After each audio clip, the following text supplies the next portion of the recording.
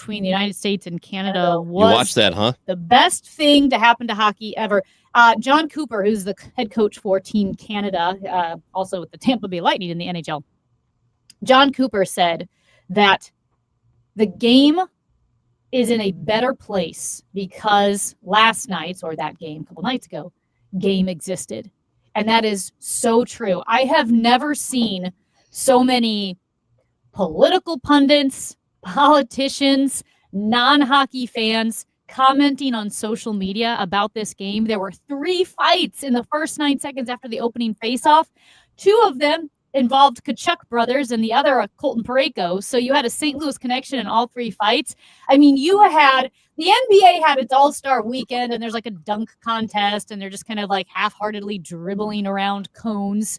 The NFL turned, understandably, its Pro Bowl into a flag football game. I get it. It's a tough sport. But here in the NHL, they ditched the All-Star weekend for the 4 Nations face-off, and you had the best players in the league throwing haymakers. I loved how someone said you can imagine all the GMs and owners going, okay, boys, this is going to replace the All-Star weekend, but we're still in the middle of a playoff hunt, so don't do anything stupid. And then they go out. Well, don't get hurt. Yeah, they're throwing haymakers. Oh, was it Charlie McAvoy? Absolutely laid out Connor McDavid. It was perhaps the single best, most fun, exciting game of hockey I've ever watched. Different than the Stanley Cup final. I get it. Right. The Blues, that was insane. That had different emotions. But this, just the pure, unadulterated passion of 2 teams that seemingly actually wanted to kill each other. We are going to talk more about that. In fact, Lou Korak, as Amy mentioned, will be on the show today. But also, there was a monumental thing that happened last night. It was the 50th anniversary episode, or I suppose the celebration episode of Saturday Night Live. Now, Saturday Night Live, as you know, turned 50 years old this year, and I turned 79. But I feel like I'm 65, which is also not good. So that was Steve Martin delivering the monologue last night. Can I I love that joke. That's a great joke. It's a great joke, and honest to goodness, he looks great because he's always had the white hair. And he looks like 70s Steve Martin. He looks the exact same. I texted my mom, and I'm like, Steve Martin looks amazing, and it wasn't just the way he looked; his demeanor was young. Well, yeah, he's always kind of been that way. Yeah, he had the Anderson Cooper thing going on, where he was gray when he was in his 30s. He looks like... Or white. It was white hair when he was in his 30s. I'm not saying this political. I'm just saying the most prominent old person. Like, it felt like Joe Biden could be his dad, but they're like 3 years apart or 2 years apart. Like, Steve Martin looked so young and acted so young. Good for him. Yeah, tell us what you think of the episode last night. To me, the fact that it happened was... it was so wrapped up in nostalgia for me, because it was probably the first show that I ever really liked. Because I remember not as a kid. No, as a kid I watched it as a kid for sure. You liked that show before you liked Looney Tunes? A comedy. I should say comedy. Yeah. Right. Like it was. I would watch it with my dad. My dad loved to watch it. Was vaguely aware of some of the older sketches, the ones that happened when I was like 2 or 3 years old, the samurai and, cheeseburger, all that, the Billy Goat, all of those were things that I sort of, I have early memories of stuff like that. So there's a lot of nostalgia wrapped up in that show. And what's interesting about the show to me is that I feel like for generations, it seems like people have been complaining about how, this era sucks. This era of SNL is no good. It's like we do this all the time. And yeah, when you watch the show, just like last night, there are some bangers. Yeah. And then there are a bunch of things that flop. But that's pretty much every night on SNL, I think. It is, which is why, to me, SNL is better in memory. Like I always say, Like, okay, I'm fine. I guess people like me. I don't know. I try to be a good person, but I feel like when I die, I feel like I'm really gonna shine in memoriam. Like, I Oh, feel you're like gonna be great. everyone's gonna love Yeah. me looking back, right? Oh. Like, oh, Amy, we miss her, right? You may not be crazy about me now, but later, I really think you're gonna love me. That's how I feel with Saturday Night Live. I think whenever I watch it in the moment, it's not that funny. But when I look back, my brain filters out all the boring nonsense. It filters out all the unfunny jokes, and the cream rises to the top, and I only remember the bangers. And that's why, to me, Saturday Night Live is better to think back and remember and look up a particular moment of a skit rather than actually sit down and watch it. Well, and people now are, and we've talked about this a ton, where they just can't joke anymore, especially when it comes to their political parties. Where you cannot, you do not make fun of my president. You make fun of my president, and I'm going to lose my mind. And I think that's an unfortunate place to be, because we did not used to be that way in the 90s, in the aughts. I mean, we were making fun of Clinton and Bush, and it was fine, Reagan, and it was fine, and everybody laughed at it. And now you can't do it. So SNL gets more criticism than it used to. Yeah. But I would say this, whether or not it's always great, which it isn't always great, I always want it to be around. I love knowing I it's love on. the idea of knowing that it's always there. I like SNL more than I like parades, in the sense that with parades, I like knowing they're going on, but I never watch them. Yeah. I like knowing SNL is going on, and occasionally I'll see part of it. But there were some skits to me that just they weren't political at all. They just weren't funny. Yeah. I don't know, like the whole wedding table, that was wedding really party bad. scene was pretty bad. And I was like, it was not political at all. It just wasn't funny. And so for me, again, looking back on SNL, I'm never going to remember that scene because nobody cares. It wasn't funny, but I'll remember the good ones. The Q&A with Tina Fey and Amy Poehler was really funny, I thought. John Hamm made an appearance. He made an appearance in a couple of moments last night. I wish I had tuned I did not in. see John Goodman, though. Did I miss him? Because John Goodman hosted that show a lot. Yeah. So no, that's a great point. I don't know. I didn't notice him. Make it to the end. I did not notice him. If he was there and I missed him, let me know. 314-436-7900. But we are getting a winter storm, probably. Certainly parts of the listening area are going to catch it. We're going to talk to AccuWeather meteorologist Heather Zare next. Oh my God. Seems everything costs more these days. Gas, groceries, and when's the last time you checked your wireless bill? Yikes. When it comes to big wireless, if you're staying, you may be overpaying. Here's how to get the same fast, reliable nationwide coverage without the big wireless bill. Switch to Consumer Cellular. Plans start at just $20 a month, and that's not a short-term promo. Our US-based experts will get you switched and saving in about 20 minutes. Call 1-888-FREEDOM, visit consumercellular.com or a store near you, and start saving today. Plans include $5 credit for auto pay and e-billing. The following heartwarming yet informative scene is brought to you by Trust and Will. Son, your grandpa and I used to work on this car together, and when I'm gone, I want you to have it. Wow. Thanks, Dad. Doesn't count. What you need is a will. Luckily, Trust and Will makes it easy. Designed by attorneys, but customized by you, you can easily create a state-specific, legally valid document that actually counts. Now, let's let the engine do the talking, am I right? Start your will at trustandwill.com. Use offer code COUNT for 10% off and make it count. Trust and Will is an online estate planning service. For details, see trustandwill.com. Join Mark Patrick Seminars Lose the Weight and Stop Smoking. Early bird specials $49.99. Seminar Sunday, March 16th. Aviator Hotel and Suites, South I-55, St. Louis. Weight loss 11 a.m. Stop Smoking Seminar 2 p.m. Or Monday, March 17th, 4 Point Sheraton, St. Louis. Fairview Heights. Weight loss 5:30 p.m. Stop Smoking Seminar 8 p.m. Taxes was not knowing your full financial picture. Now Taxes is getting and maximizing your refund all in one place. Credit Karma, where a TurboTax expert can do your taxes for you. They'll get you the most money back, guaranteed. Then you can do more with all that money, all in Credit Karma. Now this is Taxes. Enter Credit Karma with TurboTax. Get started today. See guarantee details at turbotax.com/guarantees. Experts only available with TurboTax Live. News, talk, and the heartbeat of St. Louis. This is KMOX.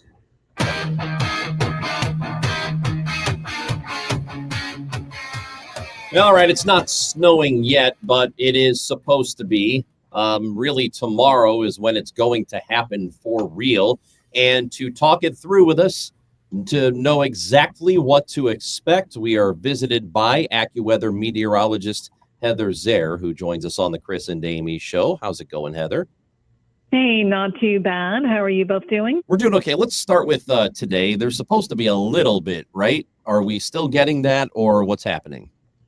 Yes, yeah, there will be a little bit of snow today. It's going to be kind of one of those days where it's going to be very light snow and flurries on and off through the day.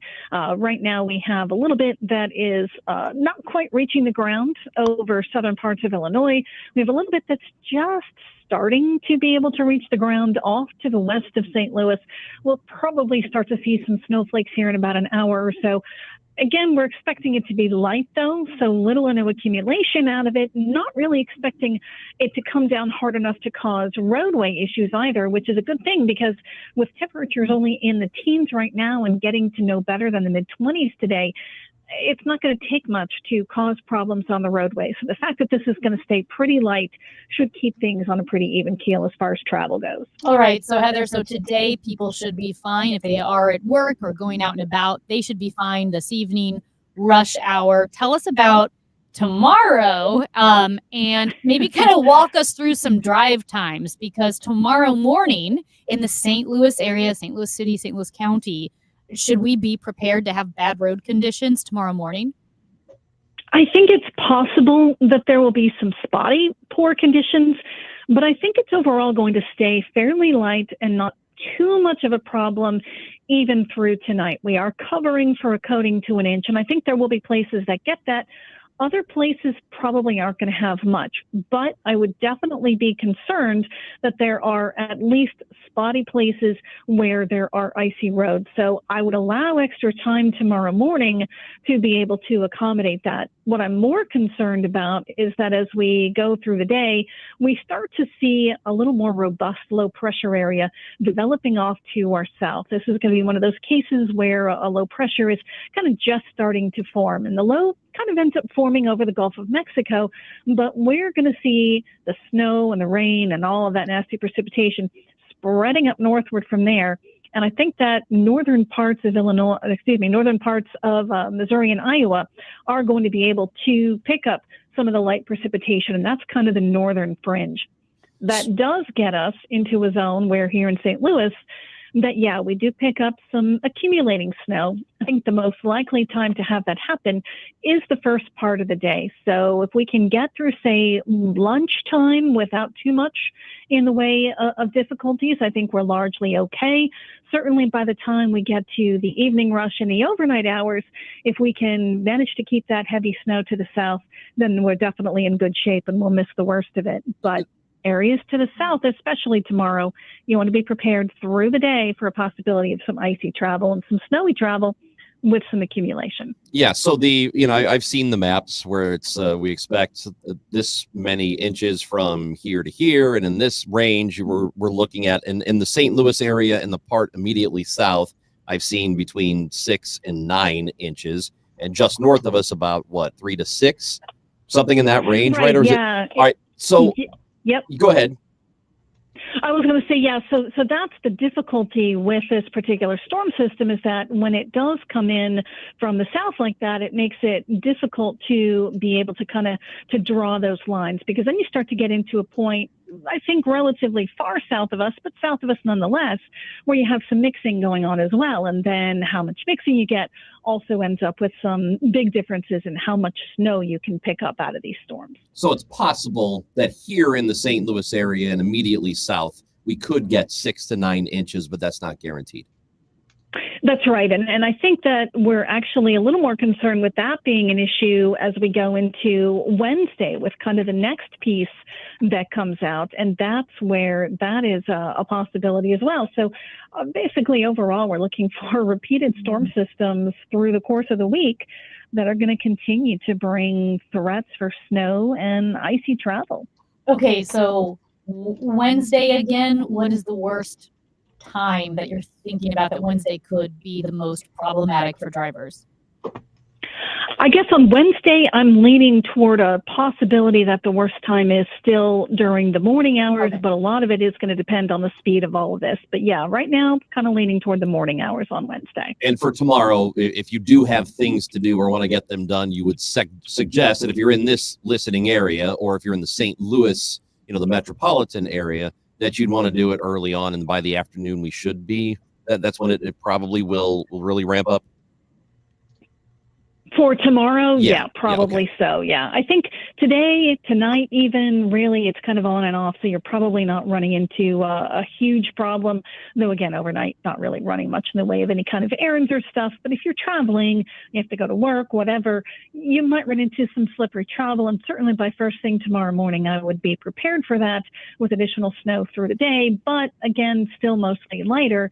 And then I think tomorrow night and into Wednesday, that's where most of our heavy snow potential is going to come along.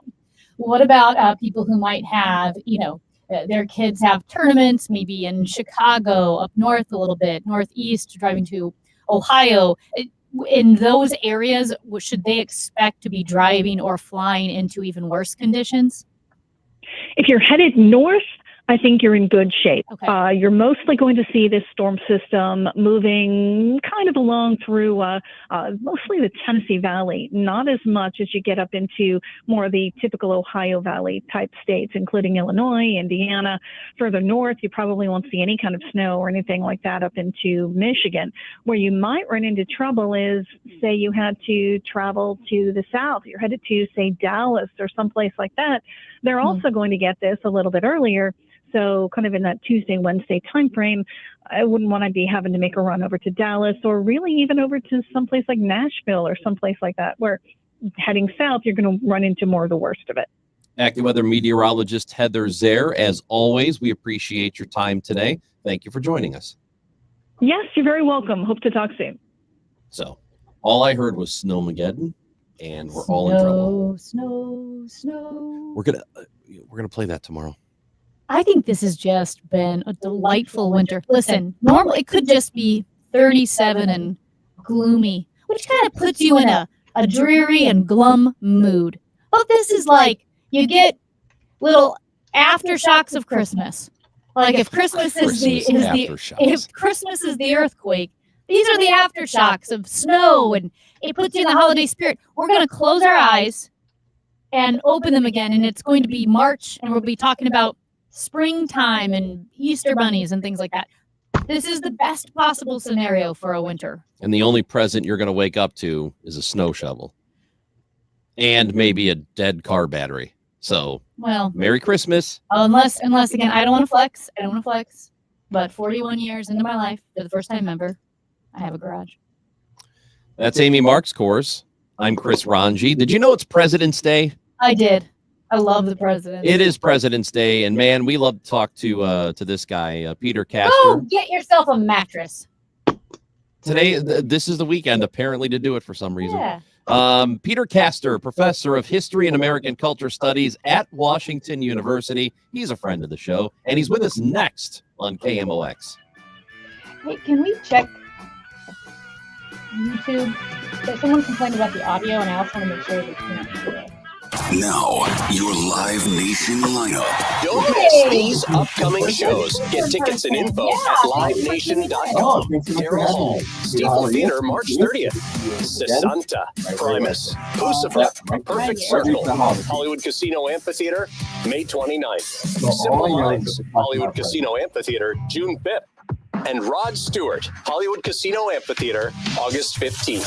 For tickets and info, hit up livenation.com. Hey guys, Glover here from my friends at the Ophthalmology Associates. We are pleased to welcome Dr. Samuel Berry to the practice. Dr. Berry is a cornea surgeon with the latest knowledge and techniques for advanced eye care and treatment in the field. So what do we call them now? The doctors? No, just the best doctors to see for the best vision in St. Louis. Call 314-966-5000. We have treated more than 250 doctors, more than any other practice, which is why we're called the doctors, right? So I have been to see Dr. Birdie. My daughter Phoebe has been to see Dr. Birdie. We both love him. We thought the experience was fantastic. We have 3 locations with 3 great office staffs. The smiles are genuine. The concern is real. You will sit across from a doctor and have every single question you have answered, whether it's about a new prescription for your glasses or it's about LASIK surgery or cataract surgery. Just call 314-966-5000 or visit youreyedoctor.com for Ophthalmology Associates. It seems every political administration has a different idea about taxes. No matter where you stand politically, you should know how the new tax proposals from the Trump administration could affect you and your retirement savings. The good news is Steve All and the team at the All Financial Group are here to help. Join us for the upcoming educational seminar Thursday, February 20th or Tuesday, the 25th at Twisted Tree. You'll learn about the proposed tax changes from the Trump administration and how these changes could affect your retirement and your retirement income. That's February 20th or the 25th at Twisted Tree. Reserve your spot by calling 636-230-8824. Again, 636-230-8824 or go to yourmoneymattersstl.com. Investment advisory products and services made available through Impact Partnership Wealth, LLC, IPW, a registered investment advisor. Neither the firm nor its agents nor representatives may give tax or legal advice. Individuals should consult with a qualified professional for guidance before making any purchasing decisions. At 10:30, we've got clouds. It is 17 degrees. The Kremlin says senior American and Russian officials will hold talks on improving their ties and negotiating an end to the war in Ukraine. It would be the most significant meeting between the sides since Moscow's full-scale invasion of its neighbor nearly 3 years ago. Ukraine was not invited. The talks are scheduled for Tuesday in Saudi Arabia. Stalled vehicle 270 going south of Page on the right shoulder. Also 270 south of Dorset on the right shoulder. Winter storm watch from late tonight through late tomorrow night with a high today at 25 degrees. For tonight, occasional snow, low 7 to 11. And for tomorrow, snow flurries with a high of 15. Right now, we've got 17 degrees and the feels like is 15. I'm Michael Calhoun, KMOX News. It's time for a $98 furnace tune-up. SNL Coin. We buy gold and silver coins, silver and gold jewelry. Also buying gold-filled and silver plates. Before you sell, call SNL. 314-544-3600. 314-544-3600. SNL Coin. Hi, Stacy here with Fairwinds Rivers Edge Senior Living in St. Charles.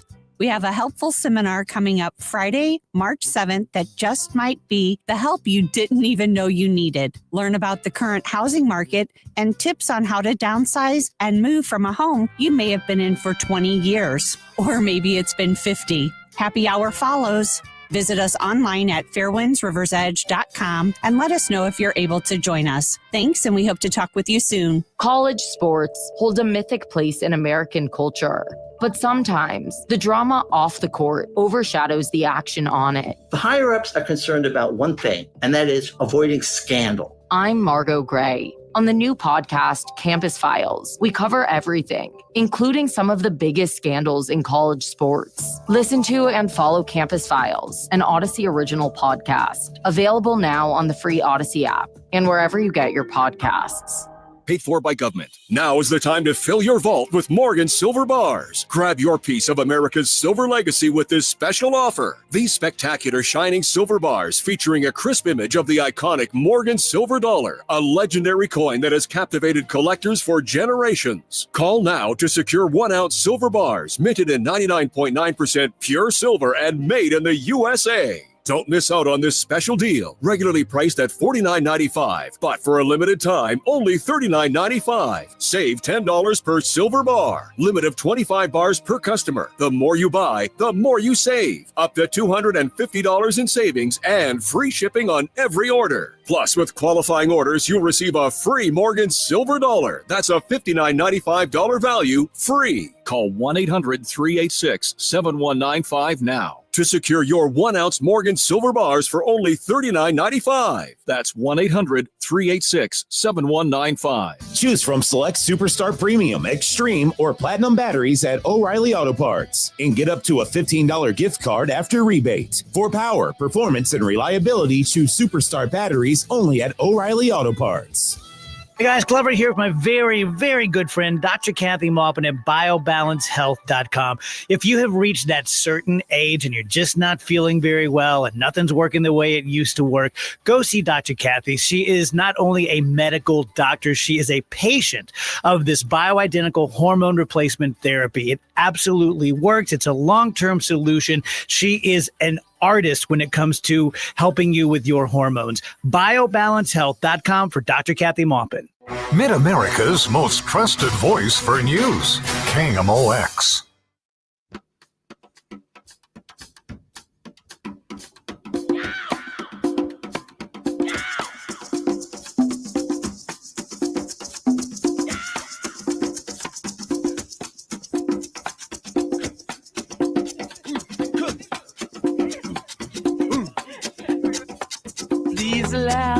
need to introduce myself. I'm a man of wealth and taste. Chris and Amy show on KMOX on this President's Day. And we have with us in studio Peter Castor, who is the professor of history and American culture studies at Washington University. He's been a regular on this show. Yeah. We don't pay him, though. And you know what? We're not going to start. But Peter Castor is with us here in studio. It's good to have you. How are you doing? I'm doing fine. Thanks for having me. I'd be doing better if you paid me. Well, yes. We got to get paid first. Yeah. Understood. This is all voluntary. We are pretty close to volunteers at this point. So we wanted to talk to you about the history of President's Day, but also Peter did inform us during the break that he is an Eagles fan. So he celebrated the Super Bowl, but he did not climb any lampposts. He didn't. He's an Eagles fan because he's from Philadelphia. Right, Not just from like Philadelphia. randomly an Eagles fan. Yeah, he's from Philadelphia. Not like my friend who lives here who just Yeah. picked them one year. He's an OG Eagles fan. That's right. And he allegedly did not climb any lampposts at WashU. There is no criminal record of There's me no- climbing or yeah. tearing down a lamppost. Okay, well, we hope you didn't. So it is President's Day, and it's interesting for me because, well, we don't have the day off. But a lot of people seem to, and it didn't start with just a President's Day. We had Lincoln birthday and all of it. So why did we make this change? Why did we go from that to President's Day? So President's Day started in 1879 as a commemoration of George Washington's birthday, which is on February 22nd. And it was a big moment to do that then. It was right after the Civil War. Washington was this symbol of union. And so at a moment when the government was really trying to emphasize the importance of bringing the Union back together, they said, we're going to make this national holiday in honor of George Washington. So it started with him. Then people started celebrating Lincoln. And I can't remember when it became President's Day rather than Washington's birthday. That's certainly during my lifetime. But I feel like it was in the last 20 years, right? It was, yeah. And it was really built around the notion that rather than celebrating an individual, we would celebrate the institution and what it stands for, which frankly is what the holiday was created to do when it was built around Washington. It feels a lot like George Costanza getting upset that there's too many parties, that there's we got to go to an engagement party, and now there's a rehearsal, and there's all this other stuff. There are too many presidents' birthdays, so we just had to combine everybody. That's what it felt like. I think it did. I think that's true. I think that was a big part of it. And also there were people who started saying, not just people, there were politicians who said, well, you need to add. And then they would put the president who was particularly important to their party. Yeah.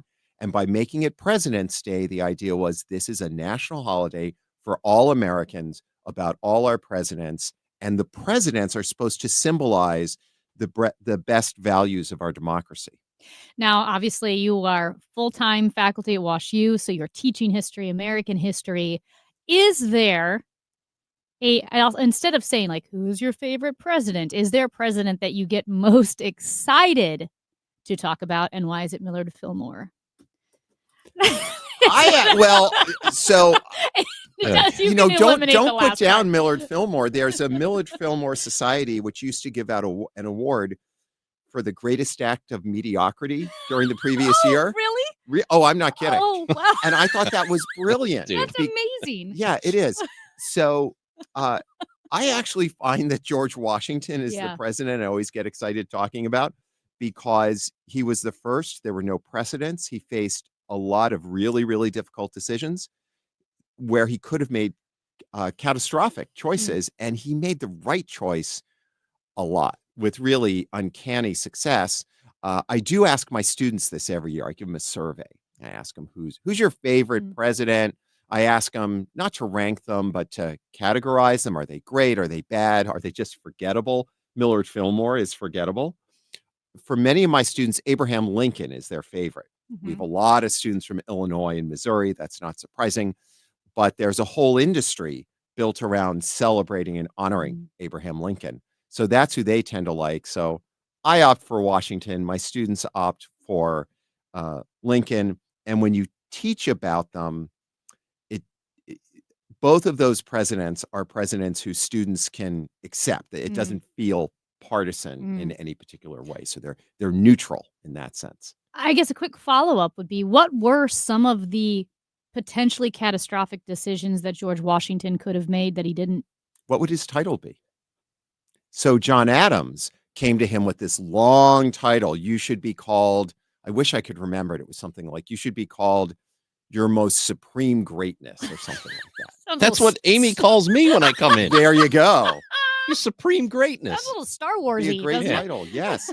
He just said, Wow. Mr. President. Hmm. And his point was, the president is a citizen who holds an office and then leaves that office. The president is not this vaunted figure who holds the office indefinitely. He's the president who decided he would leave after 2 terms. He almost left after his first term. And I think he eventually regretted running for re-election. So all of these principles, that the president is a civilian who leaves office, that the president serves 2 terms and then chooses to leave. So that's about the office. And then there were some other specific questions. He managed to keep the United States out of a war that erupted in Europe after the French Revolution, a war that lasted for over 20 years. So a lot of these were really prudent decisions on his part. I didn't want to turn it this direction, but you're talking about this, and it's making me think of President Trump's tweet or Truth Social post from a couple of days ago, where he said, "He who saves his country does not violate any law." That I'm reading it wrong, but a sentiment like that seems to be at odds with maybe the way Washington would have seen it. Who's that quote attributed to? Do you know?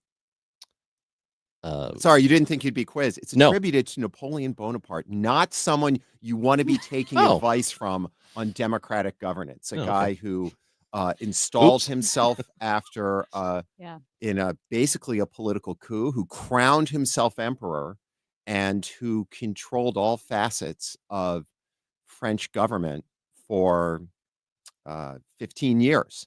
So it is a statement that also is at odds, not just with American law as it is now, but frankly, with the way presidents imagined their role, that the office is above them. They're not above the office.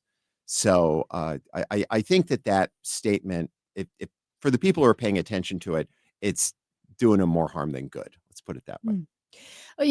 As we talk about the evolution of the executive branch, and yeah, that, as Ron brought up, that quote was something that definitely stood out over the weekend. But just kind of as we look at the executive branch historically, I was reading up on, different presidents as the way they treated the position. And as you mentioned, George Washington stepped down after 2 terms, and that was kind of understood. But of course, it wasn't codified yet. And so then you have an FDR who runs for president 4 times and seems that if he hadn't passed away, would have kept running indefinitely. What are your thoughts on a president like FDR running 4 times and then afterwards amending the Constitution to say, let's limit it at 2? Right. So one of the things people often talk about are norms for the presidency. They're only norms until they're broken. And that actually was a presidential norm that FDR broke. And his way of explaining it to the public, and all of the evidence we have, is that this is what he believed himself, was that the supreme crisis facing the United States made this necessary. So when he ran for his 3rd term, the U.S. was still in the depths of the Depression. He said, we need stability in government in order to get us out of this crisis. And then when he ran again in 1944, it was at the height of the largest war in U.S. history. But he was pretty clear that that was going to be his last term. And it's also clear that Americans, first of all, Americans agreed with him because they reelected him. And they also believed, all right, appropriate here, but inappropriate in general. And that's why Americans amended the Constitution to formally to codify what had been a norm, to say that presidents can serve 2 terms, but should only serve 2 terms. And Roosevelt himself probably shouldn't have run for re-election in 44 because not because there was anything wrong with it, but he was profoundly sick. His hypertension and heart disease were already catching up with him. In the summer of 44, his doctors thought he might die. He seemed so sick.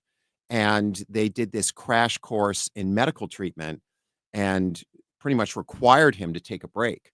So, and his body stabilized.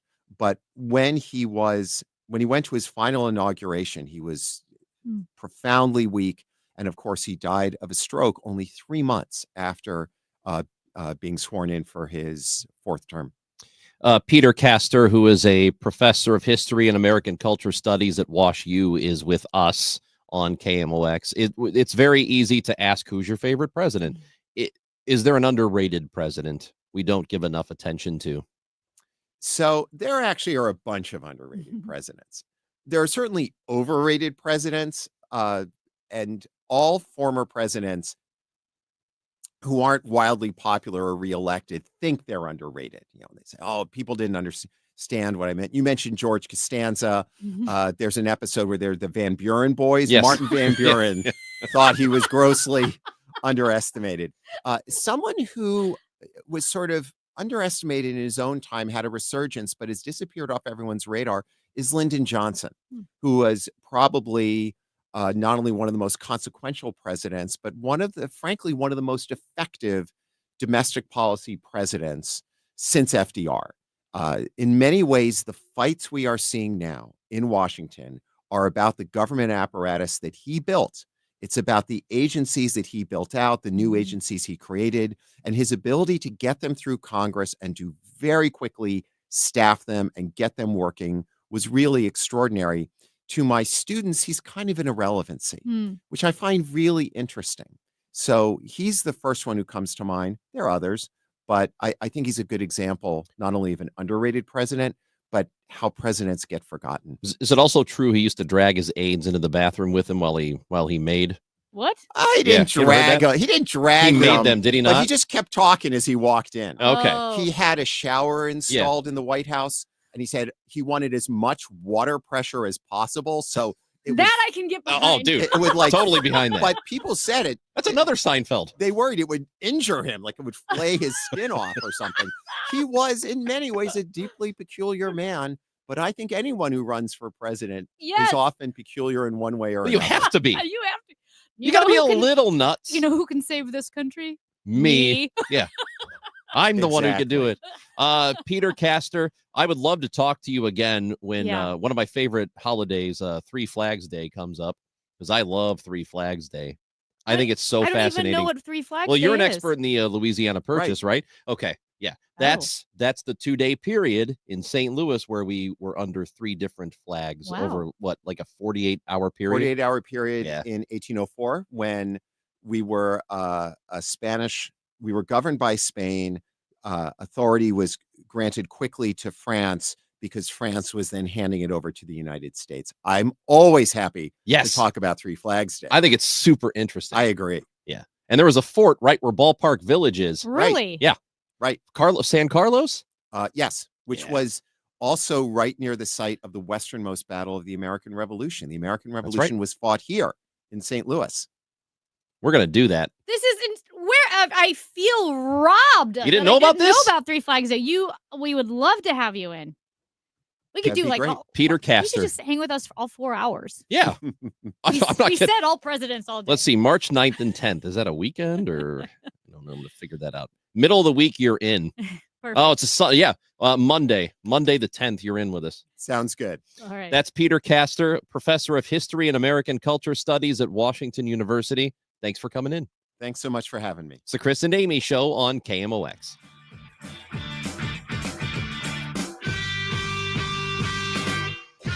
Since 1991, St. Louis has served as the gateway to the best men's basketball tournament, Arch Madness. Experience buzzer beaters, madness, and Missouri Valley Conference glory. And it begins here. The 2025 State Farm MVC Men's Basketball Tournament, presented by Credit Union One and Great Southern Bank, tips off March 6th through the 9th. Celebrate 35 years of Arch Madness. Get your tickets now at archmadness.com. Tom Ackerman for Busey Bank and Building Community. We are proud to recognize the Urban League of Metropolitan St. Louis for all they do to improve the lives of the people they serve. The Urban League supports the belief that everyone in our region deserves a good education, a path to a career, and a safe community with impactful programs and services that help over 200,000 neighbors annually. Learn more about our Urban League St. Louis, ulstl.com. This is Pat Buring, Executive Vice President of Busey Bank. The Urban League empowers African Americans and others with programs promoting self-reliance, social equity, civil rights, education, housing, and safety. More than 65 programs and services allow everyone to thrive and contribute to a brighter future. That's what building community is all about. Join Busey. Get involved as we continue building the communities we call home. It's Girl Scout cookie time. Look at any box of Girl Scout cookies and you'll see it's more than a sweet treat. It's an important part of my story. With your support, I get to be a leader, express myself, and make our communities brighter. You get cookies, I get confidence. That's what I call a win-win. Find a booth near you at girlscoutsem.org/cookies. Do you ever wonder if you've saved enough to retire? Well, you can discover how you can make your money go a lot further in retirement in a 3-hour adult education class. It's called Retirement Planning 101. Hey, it's Sue Thomas, and this is a one-night class. It's taught by a fiduciary advisor from Financial and Tax Architects. They have decades of financial planning experience, and they hold these classes at colleges and libraries throughout St. Louis. You'll learn about reducing your taxes, maximizing your Social Security income, paying for health care, everything. And there's no cost. It's free. They ask that you bring 3 canned goods for a St. Louis crisis nursery. There are a handful of openings for classes this month and next. So register by calling 314-947-2012. 314-947-2012. It's the Sue Thomas number. From the very first phone call till they wipe down your brand new bathroom, it's going to be nothing but courtesy, professionalism with Michael's Baths. Hey guys, Dave Glover here with my friends at Michael's Baths. So they are completely local. They only do bathroom remodeling. They're sort of like Bath Fitter and 3-Day Kitchen and Bath and Jacuzzi, except they're 30 to 50% less than they are. They have total professional craftspeople who are putting in your bathrooms. If you are a veteran, you can get one for absolutely free. 636-775-0800 or michaelsbaths.com. Zero Res wants to give your home the love and attention it deserves. For the month of love, get 3 rooms cleaned starting at just $119, plus a 4th room clean for free, and take $75 off your air duct cleaning. Call 314-474-2020, ZeroResSTL.com, so you heard about it on KMOX. I'm Scott Jagow. This is KMOX, the voice of St. Louis. Now, did you see this? With Chris and Amy. So happy to have been able to tell you about 3 Flags Day, Amy. Didn't think you, I thought for sure you would know about 3 Flags Day. I don't know how I didn't. I don't know how I didn't, but I think it's very, very interesting. Hey, you know, we were talking about President's Day and how it doesn't fall on any president's birthday. Yeah. Originally created on February 22nd. The holiday was moved to the 3rd Monday in February in 1971. Congress passed the Uniform Monday Holiday Act, which moved some federal holidays to Monday so that people could enjoy more 3-day weekends. Why would you not? Why would you not? If you're going to take off a day, take off Monday, because Fridays, you mail it in anyway. That's right. It's not worth taking off That's a right. Friday. I would rather have Monday off than Friday. Oh, 100%. 10 times out of 10. Exactly. Yep. This happened a couple of years ago, I think, Mm-hmm. but I just found out about it because it was on social media. Late to the party again. Yeah, this is another late to the party. But did you see this professor at a university in New Zealand who sent an email to his students? And this happened during the height of COVID. So this was October of 2020. I had not seen it, but it's amazing. He sends this email, and this is totally real. He says, unfortunately, I have to reschedule the exam, and I will have to cancel class on Thursday. Against my best wishes, I have been shot, and Wait, what? He says, against my best wishes, I have been shot and I am being treated in the ER. I also have COVID and the divorce is getting messy. This poor guy. Hold on. Oh. He says office hours are still 11 to 12 on Monday with your TA. If I am alive, the exam will be moved to Monday of next week. So this is I have been shot. It's a real thing. He was a professor of I think English studies. Patrick Wilson was his name, and he was okay. He did survive, but yes, he was shot, and yes, he did have COVID at the time. All of that was going on while he was getting a divorce. Did him being shot have anything to do with the divorce? I don't know that Because part. that would make it messy. Because he divorce is getting messy. He did have a follow-up where he said, well, I guess this went viral, and yes, all of this is true, but I am okay, and the exam will happen. How awesome is that? That's really funny. Against my best wishes, I have been shot. It's just also How did I not hear about this? calm and practical. I love that so That much. is right. Also, up I there. have COVID. And the divorce is getting messy. That's right up there with the guy who knew he was going to get fired, Oh. so he hired a clown to sit in a meeting with him. Why don't I remember that? Did we talk about it? Yes, because I'm pretty sure you admired it to no end. I've seen the guy who quit and he told he had hired a band to come in with him.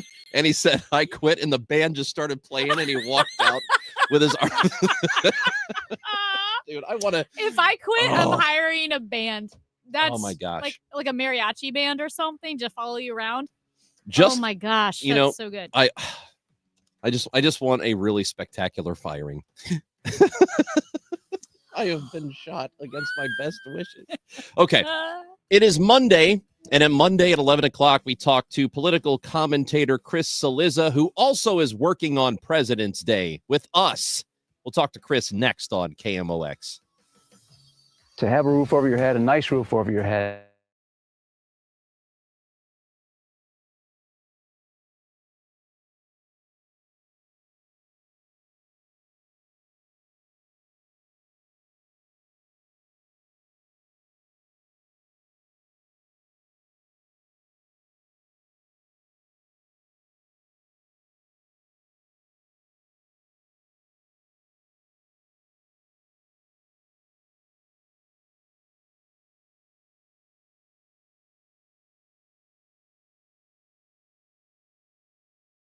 .25rhino.com. We got Rhino Shield 18 years ago. Financially makes sense, especially if it's going to last like this did. Still looks great. Call now, 877-25rhino or 877-25rhino.com. Don't pay, don't Rhino, go Rhino.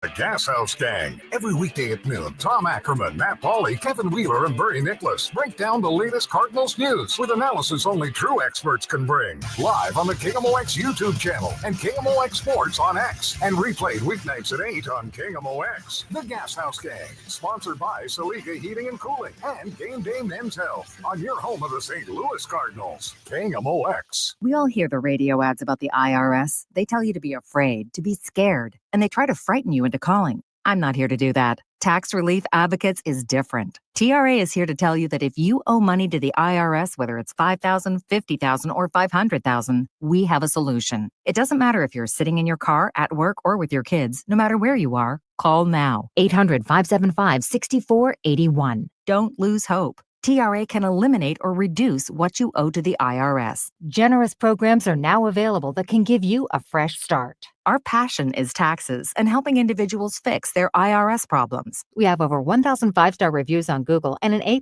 with the Better Business Bureau. You don't need to be afraid of the IRS any longer. End your tax nightmare today by visiting us online at TRA.com or call 800-575-6481. That's 800-575-6481. Tax Relief Advocates, real solutions for real people. KMOX, KECK HD2, K254CR, St. Louis. The home of the Cardinals, KMOX. Always live on the free Odyssey app. We can get more sleep, we can get more sun, and we can get more exercise. But the one thing that we can't get more of is time. It's time to eliminate the one phrase that could be holding you back from reaching your retirement goals. I'll take care of it tomorrow. It's time to pick up the phone and make the call to Gary Goldberg and the team at Financial and Tax Strategies. 618-361-4232 or online at checkwithgary.com. Investment advisory services offered through Centaurus Financial Inc., an SEC registered investment advisor. Insurance and annuities offered through Gary Goldberg, NPN number 918615. It is 11 o'clock in mid-America. Cloudy sky, 20 degrees downtown at the Arch. Secretary of State Marco Rubio and Israeli Prime Minister Benjamin Netanyahu spoke after the meeting today in Jerusalem. CBS's Chris Livesay in Tel Aviv tells us Netanyahu wanted to point out that he and President Trump agree on how next steps in the Gaza peace plan should proceed. Prime Minister Benjamin Netanyahu said, contrary to what is being advertised, President Trump and I are working in full cooperation and coordination. We heard last month that Melania Trump will be the subject of a new documentary. Now we know how much money she's expected to pull in from the deal. The First Lady's documentary will be directed by Brett Ratner and distributed by Amazon Prime Video. She's expected to walk away with at least $28 million as part of the $40 million agreement. According to the Wall Street Journal, she's also been shopping sponsorship deals for the film, which won't come cheap. She reportedly told some wealthy CEOs who attended President Trump's inauguration they would need at least $10 million to even be acknowledged in the film's closing credits. Stacey Lynn, CBS News, Washington. Education policy is linked to housing and economic policy, and educational disparities lead to economic disparities. Dr. Jerome Morris is the director of the Center for Communally Bonded Research at UMSL. The decimation of Black educational spaces and Black institutions is really what's happening. We have to build those. We really have to rekindle a sense of communally bondedness for Black people in St. Louis, and it starts with economic resources. The St. Louis Reparations Commission's report included a number of recommendations for moving forward. Dr. Morris says we have to think holistically about how we create the ecosystem that provides families with resources for success. The KMOX Business Desk, what's on the financial calendar? Earnings and the Federal Reserve among the big themes on Wall Street this week. Walmart and Live Nation Entertainment among the companies reporting quarterly results, and we'll also be getting the minutes from the last big Fed FOMC meeting. Denise Pellegrini, Bloomberg Radio. No Dow numbers today due to the holiday, but stay tuned to KMOX for hourly Stiefel updates when the markets reopen tomorrow morning.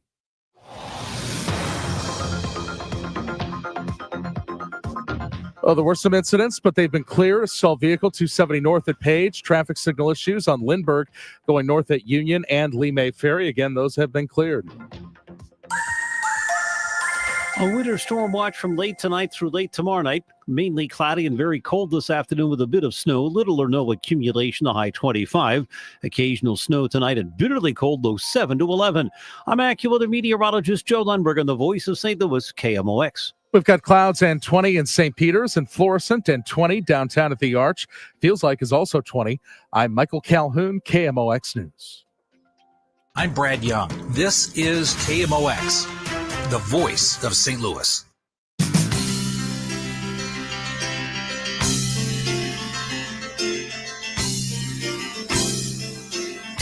Sammy Marks Kors and Chris Ranji on KMOX. Hour 2 of the show. We do 3 of them. And then we hang out for an hour with Dave Glover in the 1 o'clock hour. It is Monday after 11 o'clock. And on this day, we have a regular friend who joins the show, political commentator and author of the daily newsletter, So What? Chris Cillizza is with us on KMOX. You've probably seen Chris on CNN. He's been all over the place, and he's with us now. How's it going, Chris? I always introduce myself as, you've probably seen me on TV, even as strangers. Hi. No, we haven't. No. If you're having a customer service issue, do you say, have you seen me on television? Do you know who I am? Yeah. I don't know if you know. Happy President's Day, guys. Happy President's Day. I know. We were actually just talking to a professor at Washington University in St. Louis about presidents in general, the office, and the day. How are you celebrating? Well, did you talk about my favorite president conversation, which is handsomest president? Oh. You didn't talk to the professor about that? No. That's the best conversation. It's a debate between Kennedy? young Millard Fillmore, Kennedy, and Franklin Pierce. Was Franklin Pierce good looking? Oh my gosh! Franklin Pierce is great looking. Let me see. Oh, yeah. I could see that. Young Millard Fillmore looks like Alec Baldwin, like a creepy amount. Like he looks exactly like Alec Baldwin. All right. Like you think it's Alec Baldwin in period dress. Oh yeah, because I'm looking what at. I'm saying? Well, I'm looking at old Millard Fillmore, and he looks like current Alec Baldwin. Yes, Yeah. that's exactly right. Wow. Have you seen that? I don't know if you follow football, but Drew Brees, the former quarterback for the Saints, looks exactly like a young Rutherford B. Hayes. He does. I have insane. seen that before. It's uncanny. It's uncanny. Yes. This is what I spend a lot of my time doing. Yes.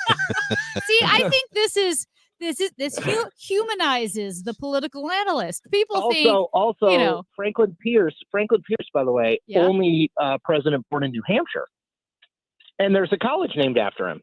Okay, that's Did and you- I am now did out you of learn Franklin all- Pierce trivia. Did you learn all this about him because he's attractive? No.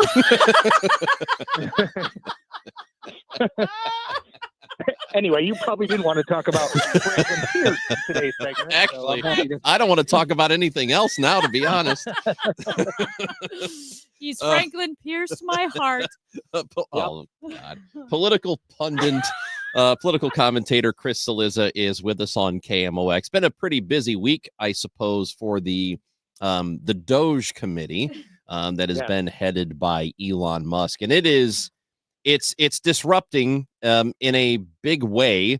And there are people who are fans of the current president who are happy about this. People who are not fans of him and not fans of Elon Musk are not happy about this. So what has the reaction been, from the people who are observing this and trying to do so in I guess, an unbiased way? How is this going over? Yeah, I mean, one of the things that I think is really challenging with covering Donald Trump is there's almost no one you meet who is like, well, I don't really know how I feel about him. Do you know what I mean? It's sort of like everyone has a very strong opinion. And I think that goes all the way down to sort of what he does. Are the executive orders he's issued good? Is Doge good? Is his immigration policy good? It's all sort of a piece. I will tell you, I think it is a little bit different living and working in Washington because so many people my kids play basketball with, people, they're all part of the federal workforce. And so you're seeing a lot of people very uncertain and very stressed out. And so I see it more on a human level. I think if you don't live in and around Washington, you probably think like, oh, those bureaucrats, they're lazy. They don't do anything. Like, get rid of them. So I think it's like, I think I am in a little bit of a bubble because I see this stuff kind of on a daily basis. And most of these people, I mean, look, the federal government is like any other organization. Of course, there are people in programs that could be gotten rid of. Of course. I tend to think the kind of meat cleaver approach that Elon Musk is using is a little bit, and the glee with which he is getting rid of these people is unseemly, whether you think we should treat the government or not. But again, I sort of recognize I am in a bubble because I live in a place where, the federal government is a gigantic employer. Yeah. And there are some real issues, and this gets frustrating to me because obviously, for instance, illegal immigration was a big deal. CBS poll leading up to the election showed 74% of Americans were really concerned about the chaos at the southern border and illegal immigration. So obviously, it's something we need to address. President Trump, right, I think intentionally is chaotic or takes a meat cleaver or says outlandish things that will hit the headlines that really obfuscate the main point of what needs to be taken care of. So instead of focusing on a so-called worst first scenario, like, hey, if there are gang members, right, we need to go after the criminals. It's like, let's get rid of the 14th Amendment. And it totally muddies the water and sucks all the oxygen away from a real conversation. So have you been able to, in these in these muddied waters, have you been able to parse anything and say, okay, I guess there were 10 members of this really bad, I think it was a Venezuelan or Guatemalan, or Venezuelan gang, I should say. And okay, good. We got the gang members out, but then you don't hear, it gets completely overrun by some of the, like, we're going into schools. Have you been able to parse through some of that? It's very challenging, I will admit, because it's also hard to know how much is rhetoric and how much is actually happening. Like, for example, the birthright citizenship, you mentioned the 14th Amendment. So I don't see any way, and I am neither a constitutional expert nor a lawyer, so take what I say with a grain of salt, but I don't see any way that winds up holding up in court, because it is in the Constitution that there's that if you're born here, you're a citizen. And so, for me, I kind of put that one on the back burner a little bit, because I feel like, okay, this is going to wend its way through the courts and we'll see. But everyone I talk to who is smart about this stuff says that one is not going to work. That really appears to be a political ploy, kind of to make his base happy, couched in a legal strategy, if that makes sense. The other stuff, is challenging. And we saw this during the campaign as it related to immigration. I feel like there was a time, and I'm 48, there was a time when I was in journalism where you could sort of agree broadly on the numbers. You could debate what the numbers meant, but you could agree broadly on the numbers. And I felt like during this campaign and certainly in the administration so far, it's like we can't even agree, like, okay, how many people are being deported? Where are they going? Have they committed a crime? Are there ICE agents waiting outside schools? Like, it feels, I hate this word, but I'm going to say it because I think it describes where we are. It feels like we're almost in this like post-facts environment where it's like you can find a number or a quote-unquote fact that enforces your point of view. And I will tell you, as someone who's trying to steer kind of an independent, objective way through this, it's really challenging. Like, I'm just trying to find, okay, what do we know? Right? What are the facts that we know? Take away all what Donald Trump says, take away all what Democrats say about him. What do we know? And I will tell you, it is surprisingly hard on immigration specifically, but on a lot of issues to sort of find that. And I find that somewhat depressing. Chris Cillizza is with us here on KMOX, political commentator. Daily newsletter is called So What? And we're talking to him again, and I'm thinking about all these federal agencies that have been either slashed or completely shuttered and wondering what the unintended consequences are. For example, there were the 300 or so nuclear weapons workers who were fired. And I guess Doge didn't realize these people are monitoring our nuclear stockpiles of weapons, which seems like important. Yeah, it seems like important work. So it seems like there's a lot of unintended consequences of what's happening here, but it also kind of seems like they really don't know what they're looking at when they're cutting all these jobs. They're just looking at numbers. Yes, I think okay, so I have a couple thoughts. One, I think it is numbers on a spreadsheet. Literally. It's like, well, why do we have 5 of these? Why can't we do it with 2? I mean, I would recommend a couple things. One, people should go back and read the stories written right after Elon Musk took over Twitter. Obviously, he then changed the name to X, but when he took over Twitter, he cut 70% of the workforce there. And I think that is very much the model he is using right now. So I would recommend to people, if you want to try to understand what's happening now, go back, and it's not that 2 years ago, I think, go back and read those stories. The other thing on unintended consequences, I came across this weekend. There's a wonderful Wall Street Journal piece about the USAID cuts, Agency for International Development, which was sort of the first target of Doge and has been decimated. What they did is they mapped where people work for USAID, and you would assume, oh, it's all a bunch of Washington bureaucrats. in truth, it is not. That map is available. You don't even need to be a subscriber to the Wall Street Journal. Just search it.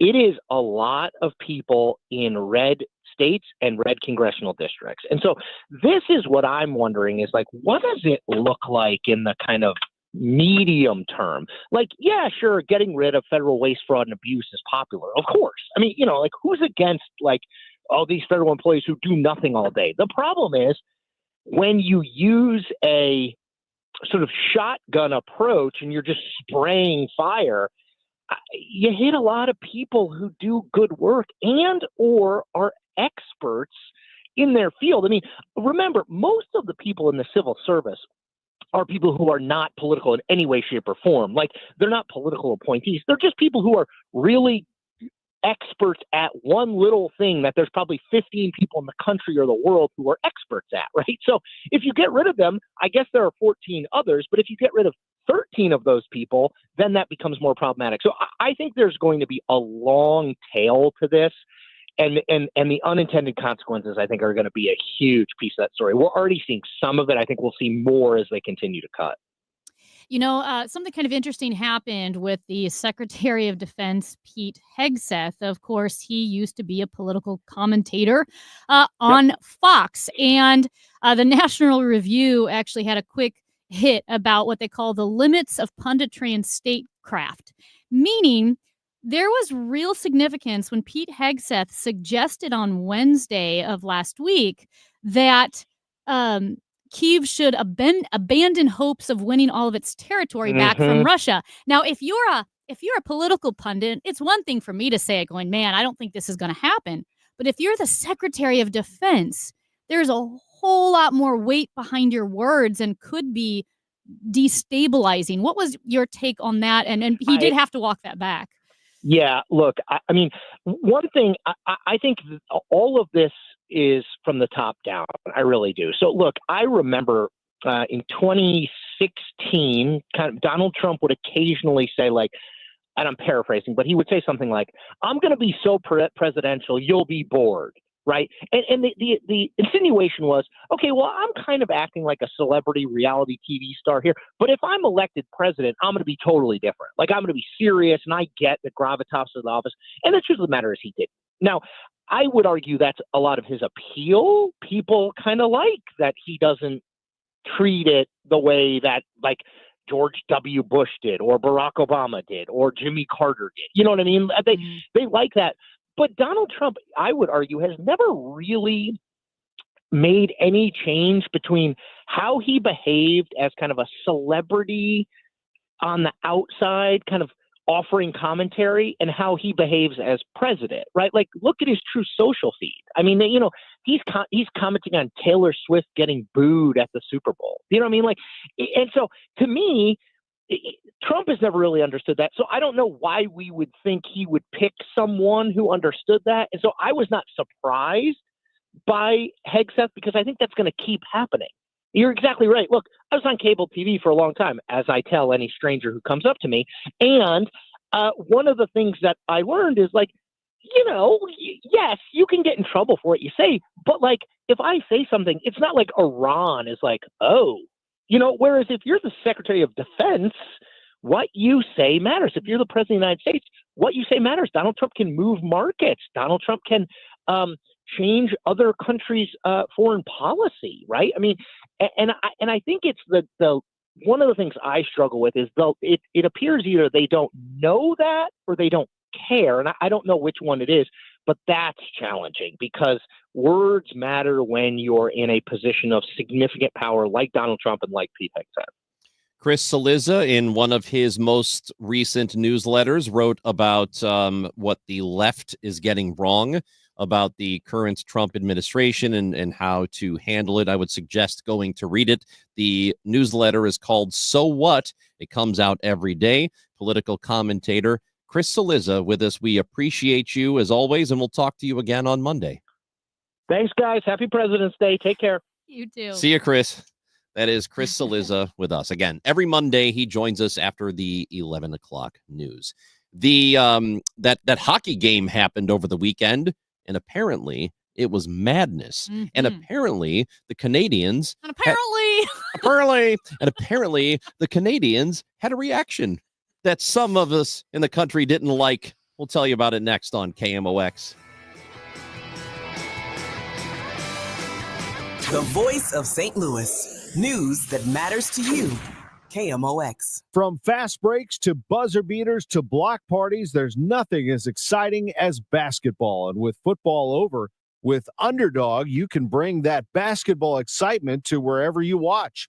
Playing on their app is as easy as choosing higher or lower on player stats, like threes made, points, rebounds, and much more.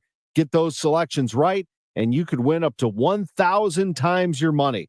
This is Tom Ackerman. Millions of fans have won over billions on Underdog.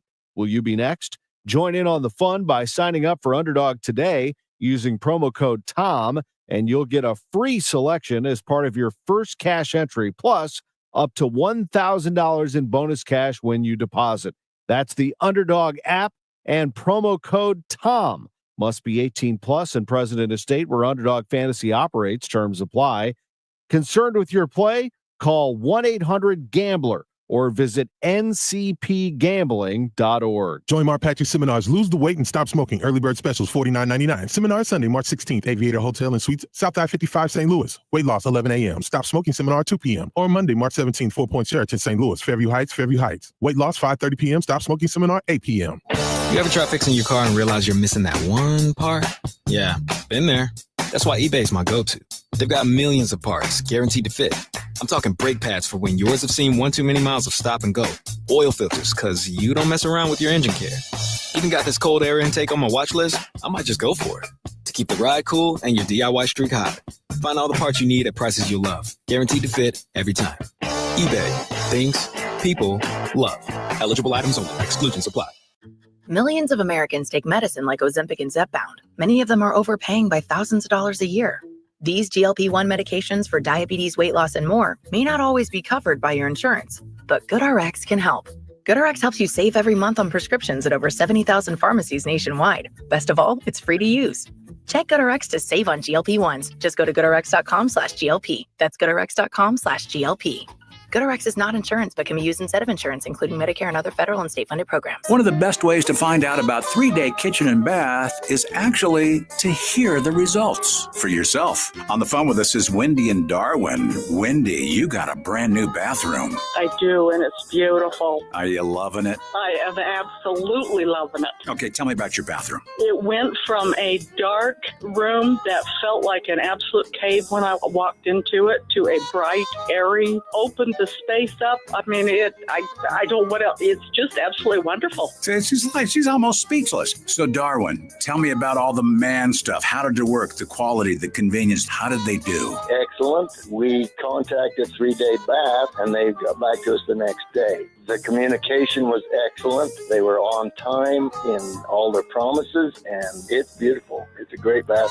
Would you do it again? Oh, absolutely. For more about your new kitchen or bath, visit 3daykitchen.com. 3-Day Kitchen and Bath. Wesley Financial Group is not a law firm. If you own a timeshare, don't miss this important announcement from Chuck McDowell, founder of Wesley Financial Group.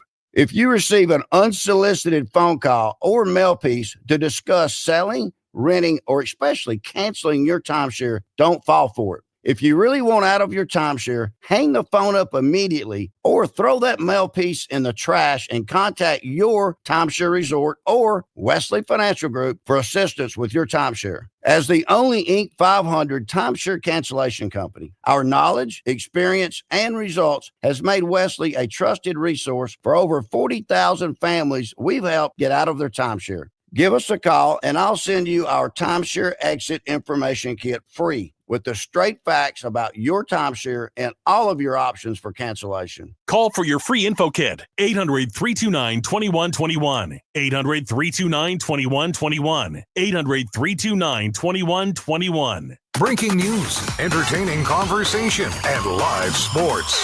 This is KMOX. Oh, say, can you see by the dawn's early light what so proudly we hailed So this is the national anthem at the Bell Center in Montreal before the Canada-USA game in the Four Nations Cup.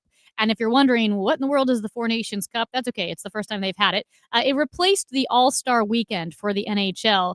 And that particular game was the United States versus Canada. The other two are Sweden and Finland in the Four Nations Cup. And it is the NHL All-Stars facing off against each other. This did not have the feel of an exhibition. This had the feel of like the final Olympics, the final international game that would ever be played. Now, the Canadian audience in the Bell Center, and yes, Prime Minister Justin Trudeau was in attendance, they booed, as you heard, during the entire national anthem.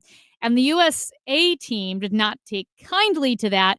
Granted, I think it would have been a chippy game anyway. John Cooper, who was the head coach of Team Canada, had said, he goes, this was like 10 years of no international hockey, like all piled into a pressure cooker, and it just exploded. But yeah, the current political climate absolutely, I think, contributed to the way each team felt donning their sweaters. And it was one of the best hockey games, if not the best hockey game I've ever seen. 3 fights in the first 9 seconds after the opening faceoff. Both Tkachuks, right? Matthew and Brady Tkachuk, absolutely repping USA. And then St. Louis represented in Colton Parayko in the third fight, I believe. Maybe it was the second. What did Cooper say about? Yeah, he said the game is in a better place. Yeah, because here's what last night's game took place, meaning the one that was this. I think it might be a one-off in that way, just because it's very politically charged right now. I wouldn't ascribe to it any sort of greater meaning, like, oh, hockey is back because of it. It was what it was in the moment and pretty great. I'm sorry, but I don't blame the Canadian people for doing that. No, why would we would do the exact same thing if the Prime Minister of Canada was telling us that we don't do enough for them and that they should annex us. And I get it, we're a little more of a powerful nation than Canada is. It doesn't matter. You don't want to hear that about your country that you live in. I would boo the hell out of us too. Yeah, the 51st state and all of that. No, I get it. Like I said, I was still proud of Team USA and all of that because, again, at the end of the day, it is a hockey game and you're donning the USA sweater. We're Americans, the Tkachuk boys, the sons of Keith Tkachuk, who played in St. Louis. Keith Tkachuk, I believe the first United States American hockey player ever inducted into the Hall of Fame. I could be wrong, but I'm pretty sure that's true. And their mom's from Canada. And so Matthew was asked, like, would you ever represent Canada? He's like, never. I'm American through and through. And so it was just fun to see them. And they're hard to play against no matter what. And they interviewed another NHL player. I apologize for getting on his name. He goes, it's annoying facing one of them. I can't imagine what it's like playing both of them. Regarding Matthew and Brady Tkachuk. But no, the game's not back in the sense that it was never here. Hockey will never compete with Major League Baseball and the NFL and the NBA. However, I say this a million times, I'm a fan of spectacles, and it was a spectacle, and there were some new eyes on the game. And whether it just reminded people who were already fans how great the game is, or maybe it brought a few new eyeballs, the game is better. It's not worse. It's better for having had that game. Oh, yeah. No, totally. For the spectacle, it was great. And I would love to think that it would propel the sport a little bit more. I don't think it's going to. I just, to me, it was more than anything. The thing that stood out to me was the political nature of it. And for the people who love to say, keep politics out of sports, I don't want to see it. Sports has never really been completely devoid of politics. Oh, no. It just hasn't. I know that for a lot of people, it's an escape or whatever they like to say, but one of the most popular games, the most historic games we've ever had, was one of the most highly politically charged games ever, and it was the Miracle on Ice. So, well, it was so much fun, and yeah, no, I mean, I can see why Canadians were upset. I totally get it. I mean, I'm pretty sure we've booed Canadians before when the Prime Minister said something unflattering about Trump in the first go round. Yeah. So you boo each other. It's what you do. Amy Marks Kors, Chris Ranji. When we come back, we're going to talk about spring training because today, on this February 17th, the Cardinals have their first full team workout in Jupiter, Florida, and Matt Pauley will join us from Florida next. Want to play a game with me and Dad? Mommy's not feeling good. You need to vaporize that cold. Vaporize? Yeah, with DayQuil VapoCool. It's DayQuil plus a rush of Vicks vapors. Whoa. Come on, honey. Let's let mommy rest. You guys are amazing. And so is DayQuil VapoCool. DayQuil VapoCool, the vaporizing daytime coughing, aching, fever, power through your day medicine. And to vaporize sore throat pain, try Vicks VapoCool drops. Use as directed. Keep out of reach of children. I occasionally have nerve discomfort in my hands, so the things I love to do Let's play something, Grandma. became difficult as I got older. If you have occasional stabbing and burning in your hands and feet, try Nervive Nerve Relief. Nervive's clinically studied dose of alpha-lipoic acid reduces occasional nerve discomfort in as little as 7 days with continued daily use. Say yes to healthy nerves with Nervive Nerve Relief. These statements have not been evaluated by the Food and Drug Administration. This product is not intended to diagnose, treat, cure, or prevent any disease. At 11:30, we've got clouds and 22 degrees downtown at the Arch. Harsh weather is on the move as a polar vortex grips the Rockies and the northern plains after winter storms pummeled the eastern U.S. over the weekend, killing at least 10 people, including 9 victims in Kentucky who died during flooding from heavy rains. Our forecast is coming up. The number one narrative of the Cardinals offseason was what team Nolan Arenado would be playing for this year. Well, it appears it'll be the Cardinals, as he has reported to camp. Despite being publicly put out on the trade market, Arenado is glad to still be a Cardinal. Well, the one thing about this place, I'm very comfortable. I know it, and that's going to help me get ready for the season. I'm in the right place. I feel ready. I feel I have a lot to prove. I'm very excited to take the field, and flying over here, I had a lot to think about on that flight. And once I landed, I was like, all right, it's time to just get ready for the season and focus and do everything I can. Today is another mile marker of spring training as the club holds their first official full squad workout. In Jupiter, Florida at Cardinal Spring Training, Matt Pauley, KMOX Sports. We've got a stalled vehicle 55 going north at Route M on the right shoulder. Emergency vehicles on Highway 4064 going west at Long Road. They're on the right shoulder. Weather brought to you by Jerry Kelly Heating and Air Conditioning. Winter storm watch from late tonight through late tomorrow night. This afternoon, high temperature 25, a bit of snow. For tonight, occasional snow. Untreated surfaces will be slippery. Low 7 to 11 degrees. For tomorrow, snow and flurries with a high of 15.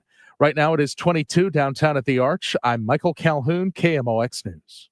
Hey, it's Matt Pauley. I'm in Jupiter, Florida, covering Cardinal spring training as the Redbirds get ready for a new season. Here, Matt's reports from Redbird Camp, mornings and afternoons, and on Sports Open Line, on your home of the St. Louis Cardinals, KMOX. Hey guys, Glover here with my friends Mark and Neil Gelman of eXp Realty. If you need to sell your home to buy a new one, it's never been more important to have an experienced negotiator that you can trust. You need my friends Mark and Neil Gelman on your side, 314-336-1991. Go to thegelmanteam.com. Cold weather is coming. Is your garage door ready? Cardinal Cowboy here. 30 years ago, when I woke up from a coma and was lying in the hospital bed, I felt stuck. I know you don't want the feeling of being stuck out in the cold because of a faulty garage door. Renner has you covered, whether it's repairs or replacements or a new opener from brands like Delden, Amar, or LiftMaster. Renner will keep your door working like a charm. Check that one off your to-do list. RENNER, RENNER. SNL Coin.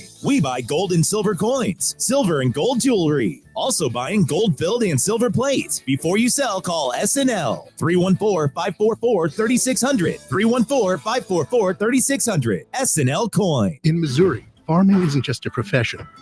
It's a purpose. You can feel it in our 27 million acres of farmland. You can see it in the nearly 41,000 Missourians who work in agriculture. You can hear it at our farmers markets. You can count it in the $93.7 billion it brings our state. And you can taste it at your family's dinner table. A lot of farmers in our state rely on Bayer's tools and inventions because Bayer has a purpose too, to help farmers thrive. Learn more at go.bayer.com/purpose, paid for by Bayer. Could you make $500,000 in retirement savings feel like $1 million or $1 million feel like $2 million? You could. The key is having a comprehensive financial plan for taxes, Social Security, inflation, healthcare, income, and more. Discover how you could make your money go a lot further in retirement in a 3-hour adult education class called Retirement Planning 101. Hey, it's Sue Thomas, and this is a one-night class taught by a fiduciary advisor from Financial and Tax Architects with decades of financial planning experience. And they hold these at colleges and libraries throughout St. Louis. There's no cost, but bring 3 canned goods for St. Louis Crisis Nursery. If you've saved $300,000 or more for retirement, register by calling 314-947-2012, 314-947-2012. That's 314-947-2012. Bernie Nicholas gets the final word during sports on a Sunday morning. Hear what he has to say on America's Sports Voice, KMOX. I mean, obviously, there's been a lot going on this offseason, and, there was, a lot of truths out there. There was some lies out there. I try not to get caught up into it too much. I really focus on just getting ready for the season, and that's about it. There was a lot of things going on. There was always a possibility of me getting traded, and there was a possibility of me coming back, and I'm back, and I'm ready to go play ball. That is the voice of Nolan Arenado, who is in Cardinals camp and is getting ready for the 2025 season. When we did know there was a pretty good chance he would get traded during the offseason. It has not happened, at least not yet. It is time to go to the guest line this morning, and we bring in the host of Sports Open Line here on KMOX and Countdown to Opening Day, which is happening until we get to opening day. Cardinals pre- and post-game coverage as well. Matt Pauley is with us. Matt Pauley is brought to you by... We are brought to you by St. Louis Composting, Growing Gardens, and Making Memories, and by Norm's Bargain Barn and Wilkie Window and Door, as we appreciate them and all the spring training coverage here on KMOX. Well, we do very much, especially today, because this is the first full team workout. And as I mentioned, and as you just heard from, that's Nolan Arenado, who's a member of the Cardinals. And this must be, for him, a little bit strange. Of course, this is a business. All the players know that. But to be in flux and to not really know where you're going to be and then show up to camp to the place you weren't quite sure you were going to be, it's got to be a little bit of an adjustment. I don't know. I understand why you're saying that. I think there's a lot of common sense to what you said, but he said that, he was always mentally prepared to return to the Cardinals. He knew it was never a sure thing that he was going to be traded, and that as he was on his flight in, he basically adjusted himself being ready to go. So I think from a surface level common sense standpoint, you would think that it would be kind of weird, but I'm telling you, talking with him, talking with Mo, talking with Ali, I don't think there's any weirdness, any awkwardness, any of that. They're all just, he's a Cardinal. He's been a Cardinal. He's going to continue to be a Cardinal. For now, so is your gut feeling that he'll at least start the season with the team? There won't be any sort of last-minute deal? Yeah, I do. Now an injury or something obviously could always change that. But if right now is the status quo and nothing that would precipitate renewed contract talks happens, I don't think anything's going to change. He indicated that the teams that he has on his list that he'd be willing to go is not going to change. So that would tell you that all those options have been exhausted and it is done for now. So just so I understand too, when you say for now, does that mean we should expect him, as you said, he's going to play some games with the Cardinals, but will be gone by the trade deadline? Or do you think he's going to play this whole season? I think it's kind of a 50-50 proposition. And look, this thing has not gone down the way that I thought it was going to go down. I was on record on this show of thinking that he was going to be traded before the new year. And then that didn't happen. They had a trade worked out with Houston and he rejected it. But I think right now everybody's ready to kind of pump the brakes for a little bit. And I got the sense from John Mozeliak that this really wore him down, just dealing with this constantly. If somebody calls up the Cardinals and wants to re-engage in talks, they can do that.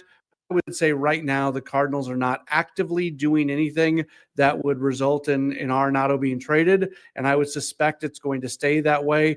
Now, if there are some needs of teams come trade deadline time, then maybe those talks happen again. But you got to remember, he's got 3 years left on his deal. So this is not a situation where if he gets traded at the deadline, he's going to go play, 3 months for another team and then hit free agency where he gets to choose again.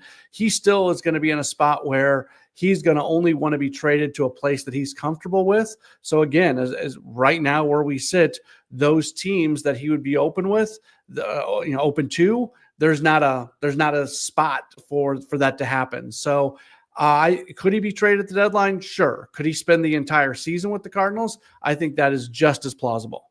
So John Mozeliak yesterday spoke and called where the Cardinals are right now a more of a transition than a reset. Do you see much of a difference in those two things? Yeah, I do, because from a transition is what's happening is next year Chaim Bloom is the president of baseball operations, and he's going to be making all of the baseball decisions, and some of those are going to be decisions that look different than what John Mozeliak would do. That being said, Bloom is already in the organization, and a bunch of Bloom hires are already in the organization, but it's a baseball operation that's still being led by Mo. So you've got this weird hybrid thing going on with some Bloom people and some Mo people in there. And then going into next year, it's going to be all Bloom. So this is the transitional period. I think that's what they're talking about. When we talk about the reset, we're talking more about on the field and giving as much runway as possible to young players and all these things, which honestly, I mean, that's still going to happen to a certain extent because they still want to give Nolan Gorman 550, 600 at bats. The same thing with Jordan Walker. But some of the younger guys that you thought would get a big opportunity, someone like Thomas Saggese, that opportunity isn't sitting there. So, when they talk about, it's not a reset, it's a transitional year. The reset, I think, was more based off what was happening on the field, which just can't happen quite as much as they would like, where the transition is more about organizational philosophy. Matt Pauley is with us on KMOX. Okay, so now that today the first full team workout happening officially, what should we be paying attention to as we begin camp and get ready for the first game, which is this weekend? Yeah, I think the first thing is, where are the battles for jobs going to come from? And watching what happens with relief pitching, because Andrew Kittredge isn't around anymore. There are going to be some high leverage innings that are up for grabs, and what pitchers are going to put themselves in position to be able to grab some of those high leverage spots.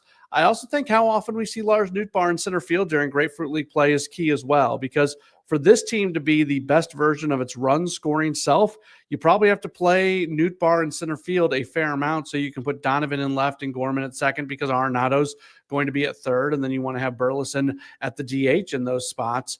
So that's but there's going to be times where they have a Michael Ciani, or if he makes the team, a Victor Scott in center field. That might limit your run scoring ability. And then watching how much better offensively Pedro Pages might be and how much better defensively Ivan Herrera might be, because there's going to be a legit competition for playing time between those two catchers. All right, Matt Pauley, I think that we'll continue to talk with you, obviously, about the Cardinals and spring training. Amy is very excited about all the people punching each other last night. It was, or 2 nights ago. Yep. So the Four Nations face off. And so everyone knows, again, the United States beat Canada, and so they will be in the championship game. Canada and Finland have just hit the ice, and a regulation win for either team, either Canada or Finland, will secure them in a spot in the championship game against the United States. So that's going on right now. And Matt Pauley, I said that this was perhaps the best hockey game as far as fun goes. One of the most fun hockey games I've ever watched. John Cooper, head coach for Team Canada, said that the sport is in a better place because that game existed a couple of nights ago. Both Tkachuk brothers got into fights. Colton Parayko got into a fight for Team Canada. All 3 fights happened 9 seconds after the opening faceoff. Yeah. Did you get to catch it?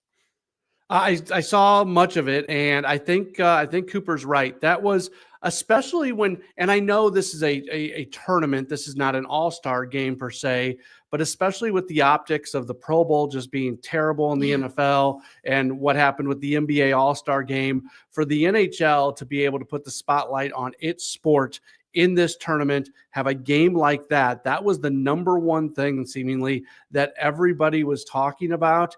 It was really awesome. Now, that being said, we see moments like this in the NHL playoffs every single year, and we all think that, okay, this is going to be the thing that's going to draw more people to the game. And unfortunately, it's not happening. I mean, NHL ratings this year on ESPN are basically the lowest they've ever been.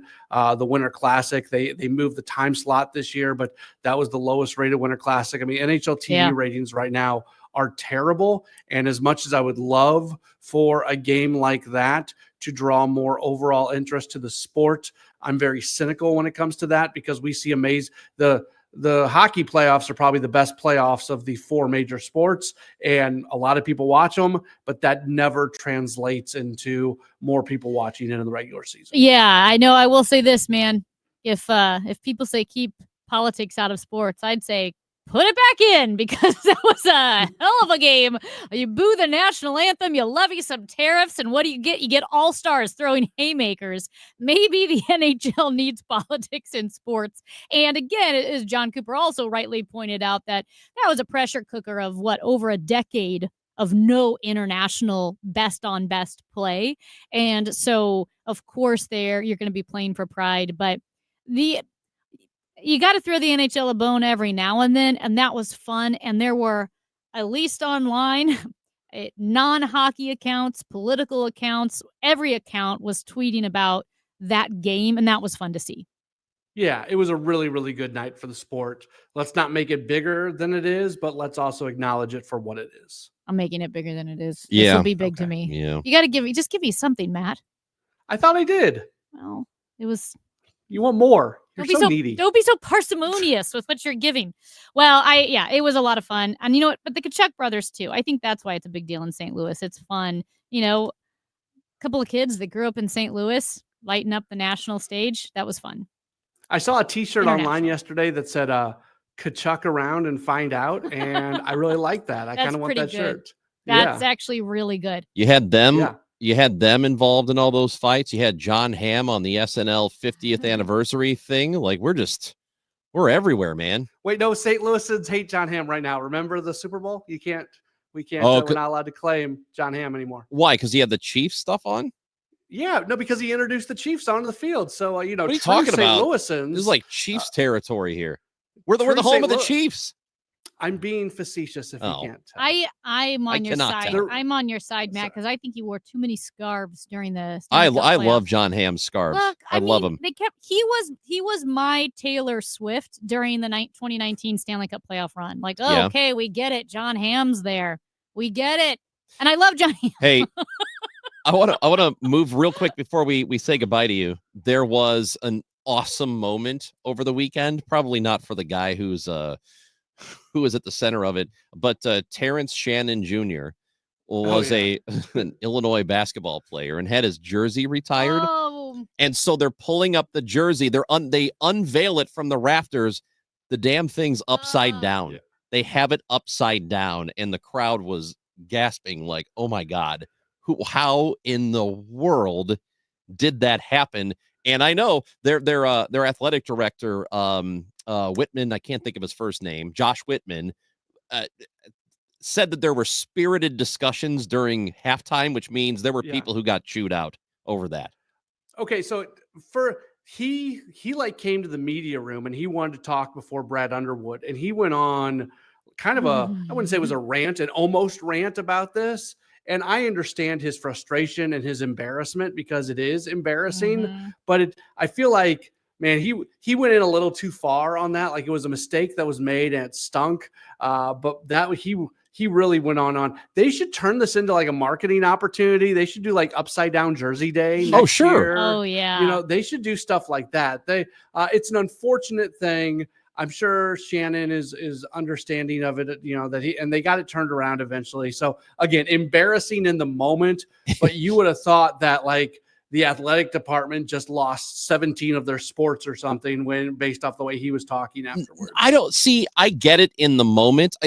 I get it in the moment, because you're probably thinking, oh, we just ruined this kid's moment. He's not a kid anymore. He's an adult, but we ruined this guy's moment. He's standing there and he pulls the cord and the jersey's unveiled and it's upside down. So he looks like he's probably embarrassed for himself. So I get that, but you're right. You got to turn that into something. You have got to use that if you're the university. 100%. You should, but they won't because they're taking themselves a little bit too seriously on this one. All right, Matt Pauley, who's on Sports Open Line tonight? Yeah, so we only have 1 hour leading into the SLU Coaches Show. So what we're really going to do is we're going to dive in to what Nolan Arenado had to say, and just we're going to finally put a bow on this entire Arenado situation so we can say goodbye to the offseason narrative during tonight's Sports Open Line. All right, buddy. Talk to you Wednesday. Sounds good. Matt Pauley, host of Sports Open Line. Tonight starts at 6 o'clock before the SLU Coaches Show. Also, do not forget that we do have our first spring baseball game at noon on Saturday when the Cardinals play the Marlins. It is actual Grapefruit League baseball. It's the Chris and Amy Show on KMOX. Yo, Paulie, your sister's with me. I'll call you back later. See ya. Being first in line can be very important to homeowners. First in line for the plumber, first in line for the HVAC guy, first in line for Banner Construction. It's Banner Construction's winter home event, and you can be first in line this spring and save before the annual price increases. Banner Construction is a James Hardy and Pelowina replacement specialist, and now is the best time to schedule a free in-home consultation with no obligation. Call 314-569-1050 or see them online and have a banner day. Hi, it's me, your USPS Ground Advantage shipment. Just left the warehouse and hitting the road. I know. Just got the notification. Great. Smooth sailing so far. I'm almost there. Yes, I know. I get all the updates. Made it. Safe and sound. I know. Well, did you know I was with USPS the whole time? Oh, yeah. I know. Keep your business in the know with the USPS Ground Advantage service. Visit USPS.com/in-the-know. Paid for by government. Now is the time to fill your vault with Morgan Silver Bars. Grab your piece of America's silver legacy with this special offer. These spectacular shining silver bars featuring a crisp image of the iconic Morgan Silver Dollar, a legendary coin that has captivated collectors for generations. Call now to secure 1 ounce silver bars minted in 99.9% pure silver and made in the USA. Don't miss out on this special deal. Regularly priced at $49.95, but for a limited time, only $39.95. Save $10 per silver bar. Limit of 25 bars per customer. The more you buy, the more you save. Up to $250 in savings and free shipping on every order. Plus, with qualifying orders, you'll receive a free Morgan Silver Dollar. That's a $59.95 value free. Call 1-800-386-7195 now to secure your 1 ounce Morgan Silver Bars for only $39.95. That's 1-800-386-7195. We all hear the radio ads about the IRS. They tell you to be afraid, to be scared, and they try to frighten you into calling. I'm not here to do that. Tax Relief Advocates is different. TRA is here to tell you that if you owe money to the IRS, whether it's $5,000, $50,000, or $500,000, we have a solution. It doesn't matter if you're sitting in your car, at work, or with your kids. No matter where you are, call now. 800-575-6986. Don't lose hope. TRA can eliminate or reduce what you owe to the IRS. Generous programs are now available that can give you a fresh start. Our passion is taxes and helping individuals fix their IRS problems. We have over 1,000 5-star reviews on Google and an A+ with the Better Business Bureau. You don't need to be afraid of the IRS any longer. End your tax nightmare today by visiting us online at TRA.com or call 800-575-6986. That's 800-575-6986. Tax Relief Advocates. Real solutions for real people. I'm Dave Glover, and I see clearly now thanks to the doctors, Dr. Greg Birdie, Ranjan Malhotra, Robert Brusati, Andy Royer, and Samuel Barry. You can too. Just go to youridoc.com. Taxes was not knowing your full financial picture. Now Taxes is getting and maximizing your refund all in one place. Credit Karma, where a TurboTax expert can do your taxes for you. They'll get you the most money back, guaranteed. Then you can do more with all that money, all in Credit Karma. Now this is taxes. Intuit Credit Karma with TurboTax. Get started today. See guarantee details at TurboTax.com/guarantees. Experts only available with TurboTax Live. I'm Michael Calhoun. This is KMOX, the voice of St. Louis. The chickens are dying. They are dying. This is the humanity. It's a very bad situation because of the bird flu, and because of it, our egg stock has been dramatically affected. So we thought here on the Chris and Amy show, we would keep you updated until no longer necessary about what is happening with eggs, with a feature we like to call the Egg Beat. All right, Amy, the Egg Producers Central Union of Turkey. Okay, the Egg Producers Central Union of Turkey. The country or the bird? The country. Because you can see how that would be confusing. They have announced in a preliminary agreement that they are going to export approximately 15,000 tons of eggs to the United States by June. U.S. egg imports have increased. Careful with that shipment. They have. How do you ship eggs? You wrap each one in the little the plastic wrap. You have to, like you're moving. And like all of a sudden there's rough weather and say, oh no, sir. That's my good China. They're sliding back and forth. The entire boat's just dishes and eggs. Is it by boat? That's a good question. I don't know if it's by boat or by by plane. plane. Well, U.S. egg imports rose by 38% in the month of December due to the, compared to the previous month. The last time Turkey has helped us out in this regard was back in January of 2023. So these are prepackaged. That's not that long ago. I know, right? They haven't helped us out. Well, we had since another bird flu. 2023. And then because remember the whole thing about chicken wings? I didn't know Turkey was such a big chicken place. Well, it's called Turkey. Totally different, though. It's a poultry place. Have you ever seen a turkey egg? I have not. Do they lay eggs? I know they do. Are we sure?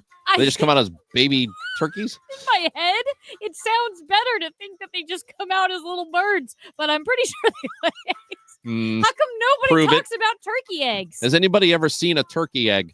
Have you ever eaten a turkey egg? I've eaten a turkey leg. Those are really difficult to eat. Too many little bones. So the current deal, it involves prepackaged shipments, primarily medium-sized eggs, which are preferred for long-distance transport. So. Well, there you go. Can I just say this? Yeah. We're getting eggs from Turkey, not turkey eggs. Thank you. Because one reason why we don't eat turkey eggs, but we eat chicken eggs, is not only do turkeys, they produce fewer eggs, but they're more protective. So let's go for the easy. Oh, so they're really harder to get? Yeah. Yeah, chickens, when you grab their eggs, they just kind of go, and that's it. You grab the egg and you're like, shut up. I'm taking this egg. I'm taking your baby. Turkeys are more protective, so they're like, don't take those turkeys. Turkeys are mean. The chickens, they chase people. They're not as mean as geese. They're not as harmful, or they're more harmful than geese are. I don't think so. The problem with the geese, they poop too much. That's Amy Mark Scores. I'm Chris Ranji. This has been the Egg Beat. Hour 3 of the show is next. When you have Rhino Shield on your house, it does a couple of things for you. It beautifies the house and it protects it from the harshest elements. And boy, do we see those here in the greater St. Louis area. You get instant curb appeal. It will stick to anything. Rhino Shield is the answer, no matter whether you're painting a home or a church or a business or a condo, because it's 100% waterproof. It takes care of the outdoor maintenance on whatever is on the outside of your home. The brick, the block, aluminum, steel, stucco. They can put this on with the 2 to 3 coat process. They're there about a week, and they do a great job. A lot of businesses have done it in the area. Several Firestones have done that. Vantage Credit Union over the years, Harlan Packaging down in DeSoto. Call Darren today and schedule your free estimate. 877-25-RHINO, easy to remember phone number, or go online today at 877-25RHINO.com. When you haven't found love, it can feel like everyone else has. It's in every movie, every song, and all the PDA. Looking for love sucks. Thankfully, California Psychics can give you the guidance you need to find the one. We guarantee if your reading isn't life-changing, it's free. And new customers receive 20 minutes for just $20. Visit CaliforniaPsychics.com and experience the joy of certainty. California Psychics.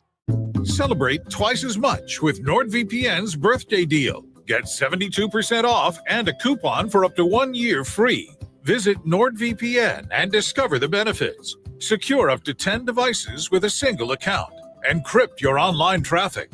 Reduce the risk of phishing, scams, and malware with NordVPN's Threat Protection Pro. Get the special birthday deal at NordVPN.com. Additional terms apply. NordVPN. KMOX, KEZK HD2, K254CR, St. Louis. The legendary voice of St. Louis, KMOX. Always live on the free Odyssey app. Wesley Financial Group is not a law firm. Hi, I'm Chuck McDowell, the timeshare cancellation guy and founder of Wesley Financial Group. And I want to set the record straight. I am not an attorney. I've never wanted to be an attorney. And the truth is, I really don't even like attorneys. If I sound like an attorney or if I look like an attorney, I'll apologize. But what I've learned in my 15 years in the timeshare cancellation business is you don't need to be an attorney to get folks out of their timeshare. At Wesley, we've helped over 40,000 families cancel their timeshare without me being an attorney. And I want to share with you how we do it. Just give my office a call and you will not talk to an attorney. And I guarantee if we take you as a client, we'll get you out of your timeshare or you'll pay nothing. Call now for your free timeshare exit info kit. 800-656-1551. That's 800-656-1551. 800-656-1551.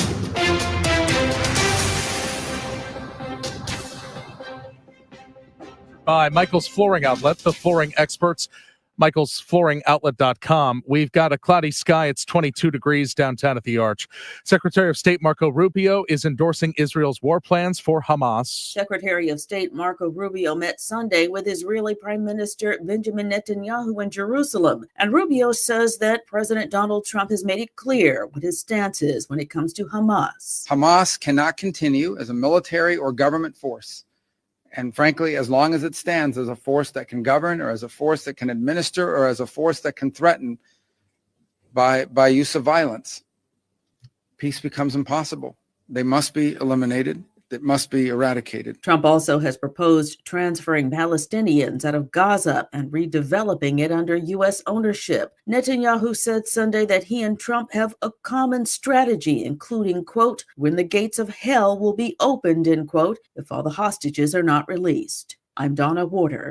Clinton County, Illinois officials say a 65-year-old man was brave in trying to save his wife from a submerged car early Sunday. Sheriff Dan Travis says the one-car accident happened when the woman failed to navigate a curve north of Breeze and drove into a pond.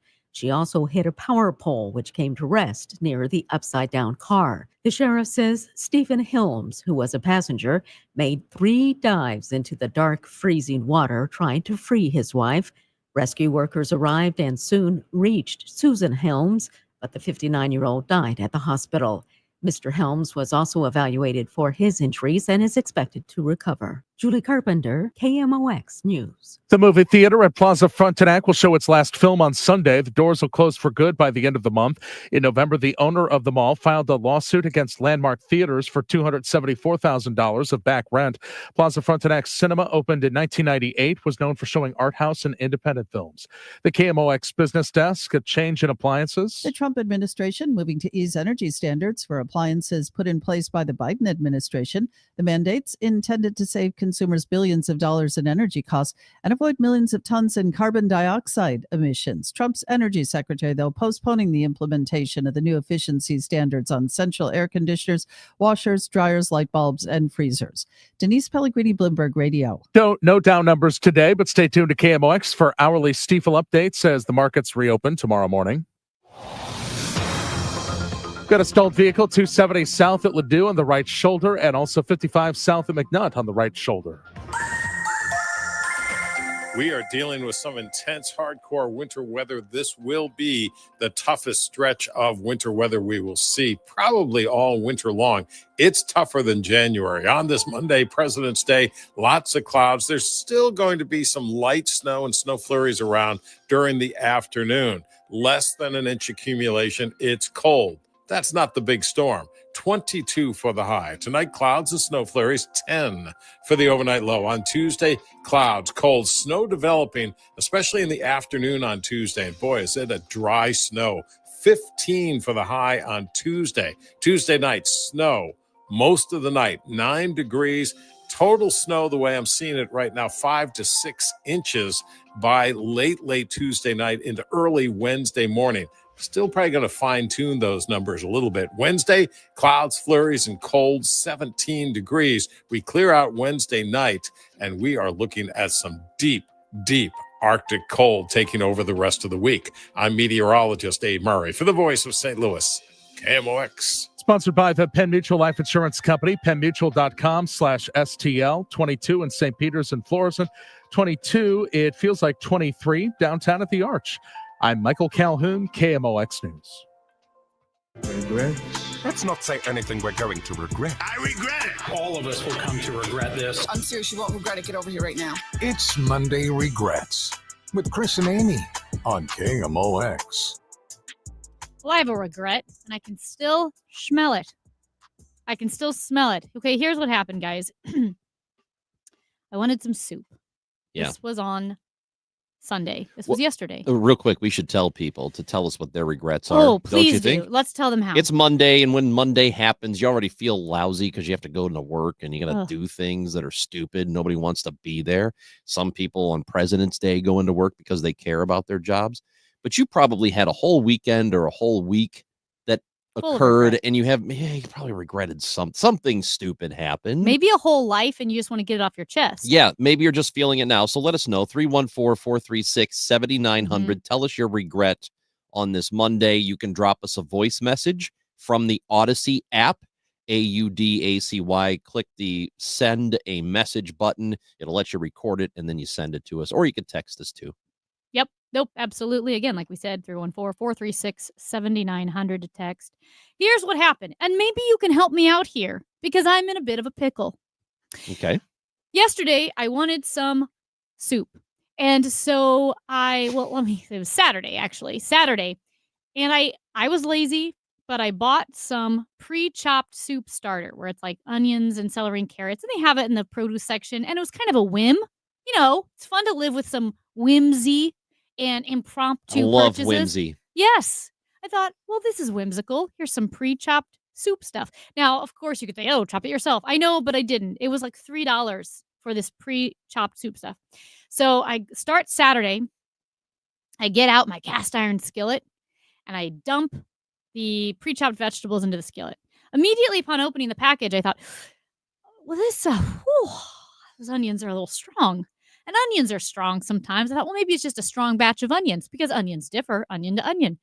And I start like sauteing it. I'm like, they're kind of it almost has a sour smell to it. And so then I go, okay, now there are some other vegetables in here. There was broccoli, and broccoli can kind of stink. And there was a squash. And I was like, maybe it's the squash. And then I Googled, I guess there's something called toxic squash syndrome. Oh, of course. Which is if you eat a toxic squash. Yeah. Anyway, I'm sauteing. You just now hearing about this? Yes. You don't know about the toxic squash? Know about toxic squash. Isn't that what you have, Chris? Every day. I never heard about the toxic squash. I wake up with toxic squash every day. No. From the squash I've had the night before. I always have a squash before bed. Yes. Anyway, continue. Yeah. So I'm sauteing and I have my chicken broth out and I have my other vegetables and I'm like, I'm going to taste it. And it was like a weird, sweet, sour taste. And I thought, I can't do it. I'm going to get sick. So I dumped the whole thing out and it was a lot. I mean, I made enough soup for a family of 8, right? Mm-hmm. I thankfully I hadn't put the broth in yet, so I didn't waste that. But I dumped out all the vegetables. I put them down the garbage disposal in little batches, ran it. I threw an orange in. I opened the windows. I kept the AC running. Let's fast forward 36 hours. Guess whose apartment still smells like toxic squash? Yours. Yes. Okay. And I'm wearing the sweater right now because my sweater was folded on my couch. And So you smell like toxic squash? Yes, which smells like an onion and toxic squash. Ladies and gentlemen, I have lit candles. I have sprayed essential oils. I have opened the windows and run the fan, the overhead fan, the ceiling fan, and the air conditioning. How do I get the toxic squash smell out of my apartment? And I regret moving forward with sautéing it. You know what I mean? Mhm. I sautéed toxic squash. See, you have It's to a be huge regret. You got to be very careful with that. And the onions. I Yeah. think onions smell really good when they're being sautéed. Not when they're in bed with toxic squash. Yeah. So, Anyway, and I regret putting the sweater on because I smell it and it's 100 degrees in here, and now I feel like a toxic squash. uh-oh. So mine is also kind of food related. Yeah. I regret that last night I had a piece of salmon that was, Oh no. well, nothing's happened yet, Oh no. but it was in the fridge. It had been cooked already. It was in my fridge, and I forgot when I bought it, and I think it's probably a couple of days past when I should have eaten it. So I'm nervous. Again, it wasn't raw, it was cooked, so I think I'm okay. Okay, but But there's no date. I definitely regret eating that. And also there was a little chili paste on it. Yeah. So if it goes bad for Mhm. me, it's going to go very bad. Was it slimy? I didn't really pay attention. How I don't can you know. not? That's the I don't first know. thing I pay attention to is the slime. So I regret it. And I'm nervous. When did you eat dinner? Last night, it was kind of late, about 8:00. I will say at this point, which is now, 16 hours past, the odds are in your favor. I Bad think you're food right. usually hits you within 12 hours. This texter says, I regret getting married. Oh. Dude. God. Okay. Okay. I will not read your phone number. But if you're okay, I'm not going to do I that think either. it was. I think the rest of the text. I regret getting No, I married. think the rest of the text was cut off, and it was, I regret getting married so late. Oh. I wish I would have gotten married earlier. Okay. That's what he meant. This texter, and this is from Big Blonde Dan, Oh. who's reaching us, says, I regret drinking the water from the Chicago hotel wet bar sink this weekend. Okay. Oh. Was it, did something happen? Did you get sick? That's not like going to a different country where their water system's different and you're not supposed to drink the tap water. Do you drink the water out of the pipes in your apartment? Out Yeah. of the pipes, out of the kitchen sink. Yeah. So do I, but I feel like I St. am the Louis- exact same way. St. Louis has the best water, but I feel like I can taste it. Yeah. I feel like I can taste the old pipes. I live in a fairly old building. Yeah. So I don't trust that all the lead is gone. So this is one of my things. You know how we're hypochondriacs and afraid of everything, and we live in fear all the time. Whenever I move into an apartment, or the few times that I have, the first thing that I do is I ask about the condition of the pipes when they were replaced. And I am proud to say I have talked extensively with my landlord. He even showed me physically that when they renovated this place several years ago, they replaced all the pipes all the way out to the streets. So if there's a problem, it's the city, Mm-hmm. the city water Mhm. pipes, But and I not the building. But the thing is, I've had to really, one of the biggest things I've ever overcome in my life is not challenges, but I mean like internal fears, is drinking water out of the bathroom sink of a hotel. Grosses me out. Well, I can't do it. okay, I can't so do it, and I was forced to do it. You don't and have any It choice. tastes different. You don't have any choice. No, you don't. But it tastes unless you're in a different. really nice hotel with a different sink. And that's what I feel like my kitchen water tastes like. It tastes like the bathroom sink of a hotel, which I know technically should be the same, but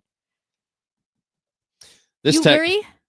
Huh? You agree? You feel like you can taste Yeah, it? I don't feel like I can taste it. I just don't like the idea of taking a water glass into the bathroom. So, well, no, but I mean, in your apartment. So did I tell you this? In my old apartment, the one I lived in through COVID, I bought water. I didn't drink from the pipes. So I bought, remember like the 5-gallon Yeah, Culligan? yeah. I never drink water straight from my apartment. I Interesting. always drink bottled water because I did not trust the pipes. You big baby. This texter says, I regret hearing about Amy's house smelling like butt. I don't know It what does to tell smell you. bad. Another texter says, be the toxic squash you want to see in the world.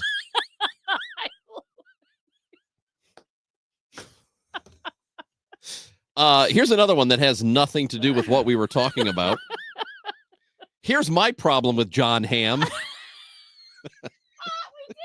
about it. Well, not here. Polly. Not here. Maybe he's regretting John Hamm. This is from a 217. Here's my problem with John Hamm. Okay. He only shows up for the fun stuff like playoffs. Where is he the other times? That's a great That's a great question. Fair question. Yeah. So this is from like Springfield or Champaign or Decatur, the 217. Yeah. Oh, yeah. That's a great question, 217. 217 is Cardinal territory also. Yeah. Oh, yeah. Well, I mean, half the country's Cardinal territory. Yeah, I think so. You and the toxic squash. Well, because like I Googled like does squash go bad? And toxic squash syndrome comes up. Toxic squash syndrome is I think I said the wrong letters there, is a rare illness TSS. caused by eating squash that contains high levels of cucurbitacins, which are toxic chemicals. Of course. Symptoms include vomiting, diarrhea, and abdominal pain. Yeah. We know a guy who had that over the weekend. Poor Andrew. He's on the mend, though. He's better. I think it was bad onions. This is clearly a regret, I would think, from a 314. As someone who was also shot during COVID, I feel bad for Dr. Patrick. That was from the story we brought you earlier of the English professor who during COVID was shot and sent his students an email. Not during COVID. He had COVID. He had but it was during the height of the COVID. Oh, okay. It was in 2020 in October. I was shot during. He said, against my wishes, I was shot. So the exam is on hold. Oh. Also, I have COVID and the divorce is a mess. What an awesome email to send to your students. See, that makes me feel a little dramatic about the toxic squash issue because what he is going through is arguably a little bit worse. Okay. If you have a Monday regret, tell us what it is. Send it in 314-436-7900. You're welcome to call. You're welcome to text it in. We'd love for you to use the Odyssey app, AUDACY, and send us a message directly from it when you're on the KMOX page. It can't get any clearer. There's a button that says send a message. It's so easy. And if you don't do it, we're going to come to your house. It's Chris and Amy on KMOX.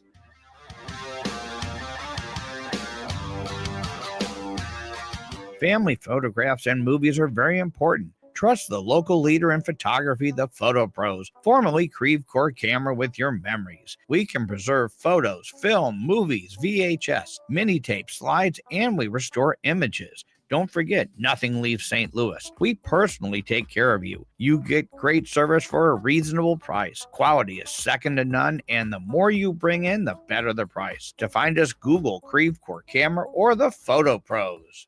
Discover true luxury at Missouri's first and only standalone Genesis dealership, Genesis of St. Charles. Thank you for making us the #1 Genesis dealer in Missouri for 2024. True luxury isn't just built, it's engineered with precision and passion. Explore amazing cutting-edge technology, redefined elegance, and exhilarating performance in the new 25 GV80. A new level of luxury awaits you at Genesis of St. Charles. Visit us in-store or shop genesisofstcharles.com. Based on GMA sales records. Prescriptions require an online consultation with a healthcare provider who will determine if appropriate. Restrictions apply. See website for details and important safety information. Price varies based on product and subscription plan.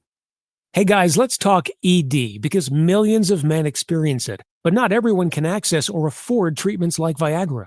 Well, Hims can help. Through Hims.com, you can get a full range of treatment options for ED, including daily or as-needed meds through a 100% online process. It all starts with an online intake form. Get started at hims.com/radio, and from there, a medical provider licensed in your state will determine if ED treatment is right for you. If prescribed, your medication is shipped to you for free. Find the ED treatment that fits your needs with options up to 95% less than the brand names. Millions of men experience ED, but Hims can help. To start your free online visit and save up to 95%, go to hims.com/radio. That's hims.com/radio for your free online visit. HIMS.com/RADIO. My house has a new glow. I love my windows. Universal Windows Direct.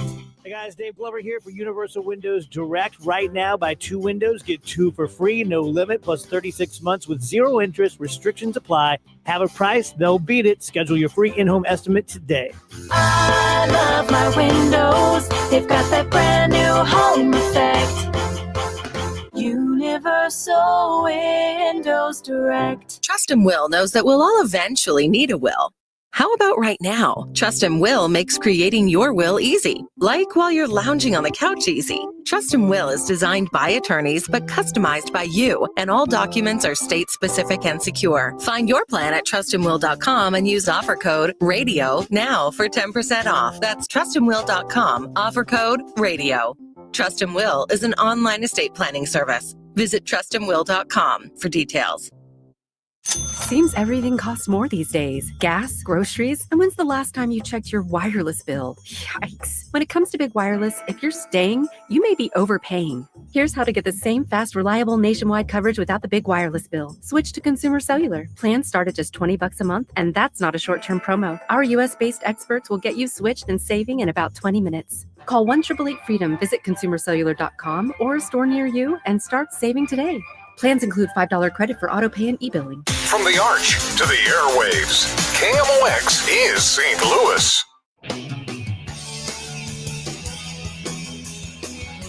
Our text line is always open, 314-436-7900. It's also a call-in number, too. And voice messages straight from the Odyssey app. Record it and send it to us. This texter says, I am just coming from my annual eye exam. Oh. And although they did not do a refraction, they obviously dilated my pupils because even the slightest bit of light is horribly uncomfortable at the moment. Oh, man. My regret is that I did not carry sunglasses into the office with me and refused the ones they offered. Oh. When I came outside, I could barely see it all, and there were icy patches in the parking lot. So that's from a 314. I hope that you did not fall. And this is what you get. I know what happened here. They offered you those stupid looking sunglasses and you were too cool to wear them out of the doctor's office. Because you want to look sexy at all times. So you deserve it. Whatever happens to you, you deserve it. What if it was a little old lady who didn't want to take something from someone else? You think a little old lady cares about what she looks like? That's what I mean. Wait. No, she doesn't care anymore. That's what I'm saying is maybe, first of all, rude. Little old she doesn't ladies, care. No, little old ladies care, but this is universally true. You get to a certain point and you just don't care anymore. But that's my point, is that if it was a little old lady, she wasn't being selfish. She doesn't deserve to fall. She just didn't want to take something from someone else. Another texter says, my regret is that I am seriously considering watching Murder, She Baked. Yes! Yes. You will love it, Allison Sweeney. Here's the thing. 2 handsome men are in love with her. One is a dentist. The other is a detective. And they're both in love with her. To be honest, I feel like she kind of leads both of them on a little bit. And you have to find out which one she likes. Another texter says, is this toxic squash like the time Amy thought she was an alcoholic? And to recap, Amy last month thought she was an alcoholic because she finished a bottle of tequila. Yes. It took by herself. It took her 3 months to do it. But she thought that made her an alcoholic. If you have ever emptied out like the final drops of tequila and you're by yourself in your apartment, and you're like, oh my gosh, I drank this whole bottle by myself. It doesn't matter how long it took you. You feel bad about it. Also, I'm not sure I really like the tone of these texters. Well, this is what you get. You're not thrilled at all. Here's another one. You're not going to like this one either. From a 314, Amy. What? Instead of work, these are all coming down on you. Shocking. They always do. Whether it's politics or squash. Yeah. People are pissed. Never at me, though. I think everyone's always on my Here's side. why. I think because no one They've has given up on me. Yes. They don't have any expectations for you. They expect you to be horrible, unpalatable, foul, unlikable, whatever you want to say. Like that squash. Like the squash, that you are a toxic squash. I think with me, they think she's smart, she's friendly, she has good values, and then I constantly let them down. I love the insight of to how you see yourself. Amy from a 314. Instead of worrying about drinking water from the pipes in your house, you really need to worry about all the microplastics you are consuming by drinking water from plastic bottles. They are bad for your body and the environment. What about the fact that I don't use plastic bottles? I use my Nalgene here, BPA free. I refill with Nalgene, BPA free. How do they? For you? How would you good for even the know if environment. there's BPA or not? Well, first of all, you have to trust them. That's right. You have to trust them. Hope that Nalgene isn't lying. But no, I don't trust them because also, as a runner, you may be tempted to keep plastic water bottles in your car so you have water at all time. Don't do it. You are not supposed to keep those disposable plastic water bottles in your car, the heat, all of that. Absolutely. Microplastics are another thing to worry about. They say they're bad, but I don't know. Texter here says, I have a solution for Amy's problem. Yeah. If cooking smells linger, yes, set out 1 or 2 bowls of white vinegar throughout your apartment. Leave it overnight and at least an additional 24 hours. That's from MJT. Oh, thank you. Because that's a really good tip. Here's something that the last time when I didn't buy the soup starter, but I cut the onion up myself. Mm-hmm. This is going to sound fake. It's going to sound like magic, but I heard it on a cooking show. Get a wet paper towel, squeeze it out, but keep the paper towel wet and set it right next to where you're cutting the onion. And apparently it helps so you don't cry when you cut the onion. It alleviates the noxious, gassy fumes. And I did it, and I cut the onion, and I think it worked. Well, maybe you should have tried that. I didn't. It was already cut. It was already toxic. Hey, so okay, here's let's go to the mayor real quick. I know we've only got a little bit of time here, but our good friend over at KSTK, Mark Maxwell, hosted a panel with all 4 mayoral candidates, Michael Butler, Andrew Jones, Kara Spencer, and Tashara Jones. And it was one of those like ask questions, get to know who your candidates are, get to know the mayor. And Mayor Jones was asked, where are people likely to find you out and about in St. Louis? Where do you like to go on a daily basis or frequently? Where would you find me? You'll find me sometimes at Harold's Chicken on Union. So that was an audience member going, Oh. they're closed. They've been closed over a year. Oh. Not a great look for the mayor, who has been criticized for being out of town quite a bit during her term as mayor here. Also, we've just been talking about how the mayor's administration, the director of the streets department, Bethany Williams, being out of touch with people struggling to get out of their homes because the streets haven't been plowed, and potholes are, every 10 yards on the streets in St. Louis, or trash isn't being picked up. And the mayor says, oh, where are you going to find me out and about? Maybe Harold's Chicken. No, Ugh. they've been closed for over a year. That And felt, she didn't know it. You know what that felt like a lot? What's your favorite Bible verse? Yes. Oh, I don't know. I kind of like them all. Like, that's just. I don't want to pick a book. I don't want to pick a book. You know what? It doesn't feel like that. That's what it is. Yeah, That's what it it's- is. It's being completely out of touch and pretending you know something that you don't know. Yeah. It's not a good look. It is not great. By the way, Harold's Chicken, pretty good. I didn't know we had one. Well, we don't. We don't need more, but I didn't know we had one. That is as far as I know, it's mostly a Chicago Yeah. thing. And There are a it's a- bunch of Harold's Chickens, and it's very well known. And it is a franchise. So Yeah. this one here was family owned. It's a franchise location, but it has since A closed. lot of people. It's too bad it closed. I would love to have tried the one here because a lot of people swear by it. They say it's Really? awesome. So that's too bad. This text message here as we go to break. Chris, do you regret not pursuing that sister after your Chicago date? Great question. I do not regret it. Why? I do not regret I it. regret it. We've got 4 hours to kill every single day. and Honestly, you could have brought us some honestly, pretty good content. that's the only reason. Do it. It could have been great content. It's not over. I think it's over. Tonight at 1, please text you up. I don't have her number. You No, I'll tell you what. I will text the sister at 1 a.m. and say, hey, Hey, can I have your sister's is number? your sister up? I haven't talked to her in like a month and a half. I'll just, hey. Hey. Actually, it's been like 2 months. That's what I'm going to do. I'm doing it. That's Amy Marks Kors. I'm Chris Ranji. What a hockey game we saw over the weekend between the United States and Canada. Lou Korak, Blues writer for NHL.com, joins us next.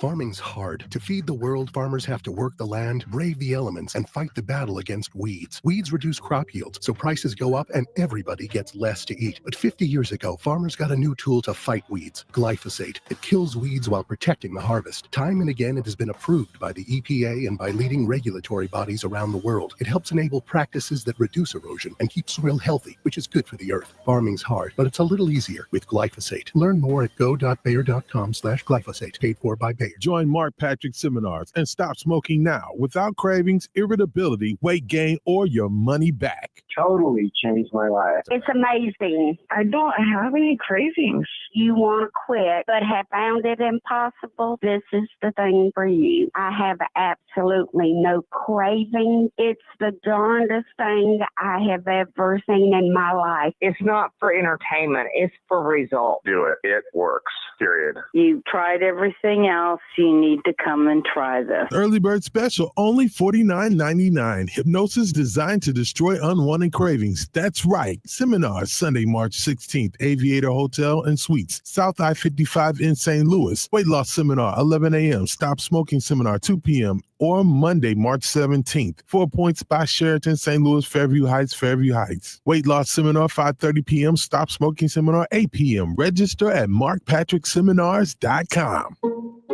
Get this, 42% of baby boomers don't even know how much money they have in their nest egg. If you're not sure where you stand in terms of getting ready for retirement, you should be listening to the All Financial Hour with Steve All. Let's sit down and talk about your questions, because I think that's the most important thing that it is out there.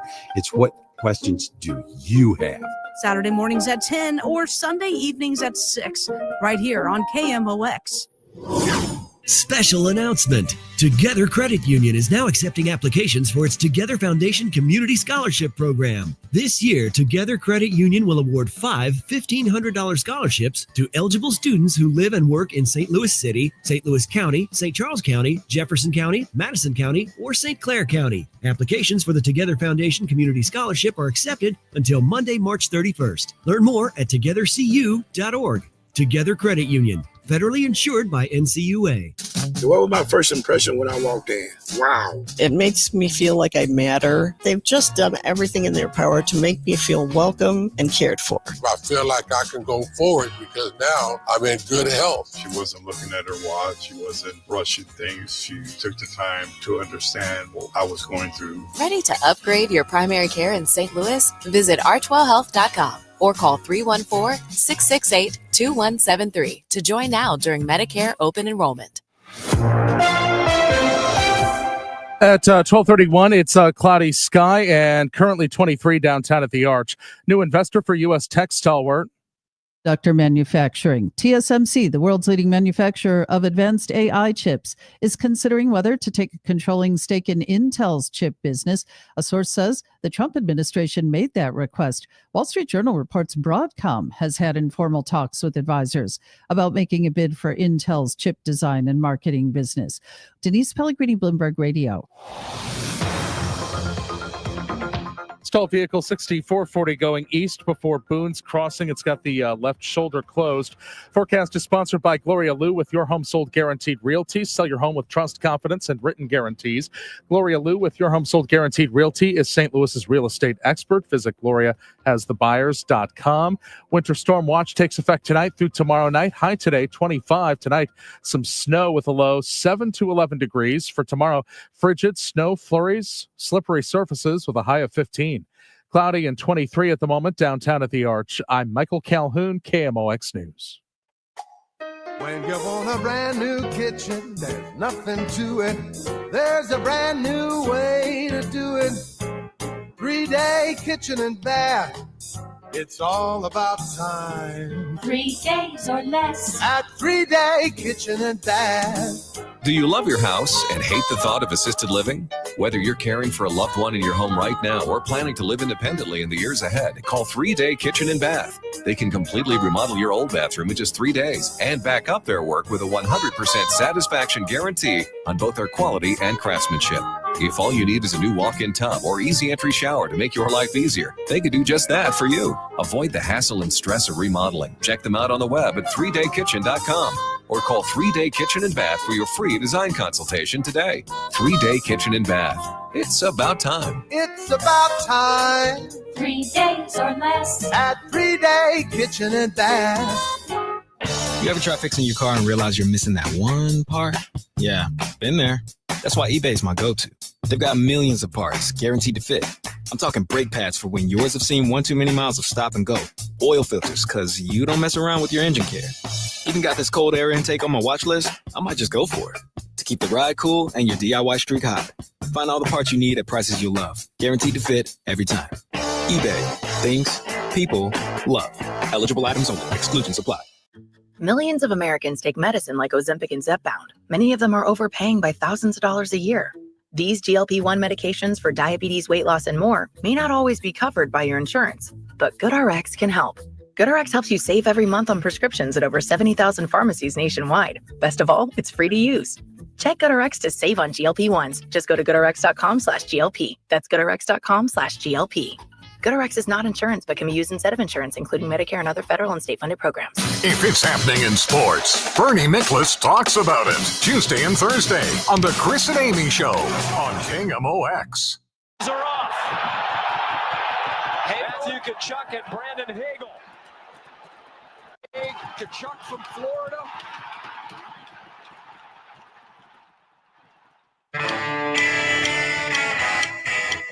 Now, less than 10 seconds into that hockey game on Saturday, there were some fights. 3 of them. 3 of them. It was a lot of fun. It was one of the most fun hockey games I have ever watched. And to joining us now to talk about it more. Was it more fun than Game 7? Well, it's different. It was different than Game 7. Game 7 was personal. I was there, but I was also in the media section, so I just stood there, and it was fun to watch. No cheering in the press box. No, but it was different than Game 7. Like I said, there's the international vibe and the pride and the fights and how close the game was. And joining us now is Lou Korak. He is the St. Louis Blues writer for NHL.com and the Hockey News. And Lou, you explain it to Ranj how you thought that game was different than like a Game 7 with the Blues. Like, what made it so much fun? Well, when there's country on the line, it's just a different vibe. It really is. Yeah. I mean, I remember when Sidney Crosby scored the goal in the 2010 Olympics. It was all. I mean, we weren't there, but you can almost feel the energy coming from Canada. I mean, that's just how different it is. I mean, when it's team that you're rooting for and country that you're rooting for, there's just something really different about it. And you can see already the sleeping giant here has been awakened. Canada's already put a foot on Finland's throat here. They're up 2-0 early, and you could just get the sense that losing that game on Saturday, they had already turned their focus and attention to 1 o'clock local time puck drop today because they want a piece of the U.S. again. So with the fight, what's being said before the face-off? Because clearly they're talking about it. Clearly they're saying we're going to go. What happens in the lead up there? Well, the funny thing is this had all actually started the night before. So if you listen to Matthew Tkachuk talk about it, they had a group text together, and of course, Brother is involved, and Brother's going to tag along. Brady's going to tag along with this one, and they had said basically, this is our time. We have to send a message early that we are the big dogs of this tournament, because let's face it, Canada has pretty much owned the best on best tournaments. I mean, winning 9 out of the last 13. I would say they have dibs on who the big dog of these tournaments are. And I think U.S. understood that they have a lineup that's worthy capable of winning this thing. And that was just their way of saying, we're coming on your soil. We're going to basically take the flag, as you see in the NFL, and just drop it in the middle of your logo, and there's nothing you're going to do about it. And they basically backed it up. So they get into the face-off circle, and Matthew they're talking. They're obviously talking about this because you guys, I don't know if you saw it when Florida was in town a couple of weeks ago. Jake Neighbors fought Sam Bennett, and that was stemming from a hit from back in December. And he basically thought about it all day, and he stepped into the circle and said, hey, you want to go? So obviously, your opposition can look at you and go, nah, this isn't the time or place. But they're not going to turn that challenge down. So Matthew basically did it with Brandon Hagel. And then what's funny about it is after their fight, Brady skates over to the Canada bench. Sam Bennett's not even on the ice, points his finger at him and says, I want you next. And Sam Bennett is Matthew Tkachuk's Florida Panthers teammate. That's what's crazy about all this. And here we go. I mean, now we're talking mayhem, and then the ice cream on the cake. I didn't expect Colton Parayko to be the guy involved in any of this. I mean, Amy, from covering it. I mean, everybody calls him the gentle giant around here. It's only his, third or fourth ever fight. So, but JT Miller was involved in this group chat that they had. It was either the night before or 2 nights before. And JT Miller, I don't think he had anybody picked out. I just think that he was going to go with whoever was there. Colton Parayko, I mean, if you guys haven't noticed, he's a pretty big guy at 6'6". He just happened to be there, and he kind of poked the wrong bear there because I think Colton can handle himself pretty well. Yeah. And here we go. We played 9 seconds, and it took 15 minutes. It was insane. It really was. What's funny is Keith Tkachuk was asked about his sons. I forgot where afterwards. And he said that he goes, yeah, those two are lunatics. Yeah. I mean, it was just, and then, in the penalty box, Brady and Matthew Tkachuk are talking. He's like, how was my fight? Was it good? He's like, oh yeah, it was great. He's like, what about mine? No, yours was good. I mean, they're just absolutely insane. And as you mentioned, this started the night before, but I can only imagine that it was amped up to a different level when the Bell Center just booed the heck out of the U.S. national anthem. And then when they played the Canadian national anthem, I honestly thought the roof might actually explode. Like it was so intense that if anything was going to happen, this cemented that it was going to be monumental. Yeah, I mean, if you guys have never been to the Bell Center before, I can honestly tell you it's one of the, if not the best places from a fan perspective. And I mean, even sitting in the press box, you can just see it. It's one of the best places to watch a hockey game. I mean, the noise in that building, you could fit 21,000 plus people in that building. And it's like the players love it because it's structured and built almost like the old Maple Leaf Gardens where the seats, instead of kind of going out away from you, they basically go up, and it's almost like the fans are on top of you. So it's kind of it's a different vibe. And you're right, Amy, you could just tell that this was done with obviously a purpose of their own, but with also the intentions of getting the fan bases of both sides just completely jacked up. And they backed it up with a tremendous hockey game. I mean, U.S. just I called it a masterclass because I thought defensively they were magnificent in that game. To be able to limit and shut that talented of a country down like Canada was just a masterpiece to me. So I think what they did was they came out, and it's a bit of a risk to do what they did, but to be able to back it up the way they did, it was a stroke of genius. It really was. It was so much fun. And just, like seeing the USA across the front of the sweaters and obviously the Maple Leaf for Canada, it brings out that pride for your country. Just on a different note though, Lou, and you tell me if you think this response has been fair or not. I'm seeing a little bit of heat on Jordan Binnington and his play in that game. What do you think? What part of the criticism is fair or not fair?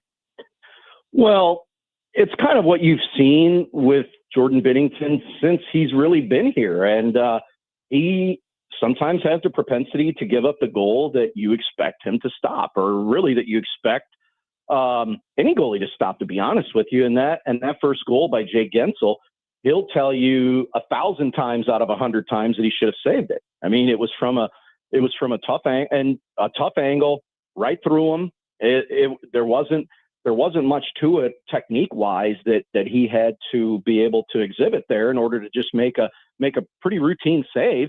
But then he's the kind of guy that'll come back and give you a couple of 10 bell saves where you're just like, wow, he just stole a goal for us. Wow. He just, like he did against Sweden. I mean, they're not in the position that they're in right now. And I get it. There was also some criticism in that game of a couple of goals that he gave up in that game, but that's a one-shot game in overtime. And he made 3 game-saving stops in overtime that you're thinking those are going in 10 out of 10 times. And somehow he's able to come up with a save. So that's just who he is. And that's how he has been. But you know what? I think he's pretty unflappable. That's why John Cooper continues to ride him, because he goes back to what he was able to do as a rookie and what he has been able to do since then. And there haven't been a lot of them, but the big games that you expect him to step up and be a difference maker, he has been. And I think that's what they're counting on again here today to get them into the championship game. And who knows if they're playing U.S. on Thursday night and in TD Garden. I mean, can you ask for a better script? He went in and won Game 7 there for the Blues' first ever Stanley Cup championship. What if he goes in there and stands on his head again and is able to get his country a Four Nations title? That would be another heck of a mark on his resume. Lou Korak covers the Blues for NHL.com. Blues don't have an NHL game again until Saturday. They'll play at home against Winnipeg. And you've got a little bit of a layoff here for most of the players, those who are not participating. So, first of all, is it that big of a deal for those guys, or is this a welcomed rest? And secondly, as they sit now, 8 points out of a wild card spot with quite a few teams. Well, I guess there are just 2 teams that are in front of them at the moment, between them and the second wild card spot. Is this a good time for that break or not?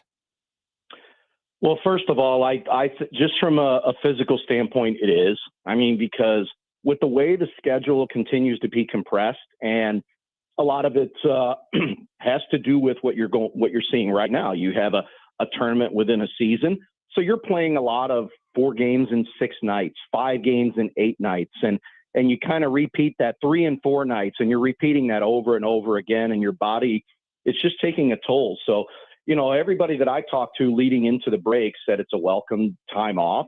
I mean, they usually get it during the All-Star. If there was an All-Star weekend, they would get some time off, just not quite this amount of time. They're going to get back out on the ice starting tomorrow. So they're going to have some good 3-4 practices leading into, just to get the legs going under them again.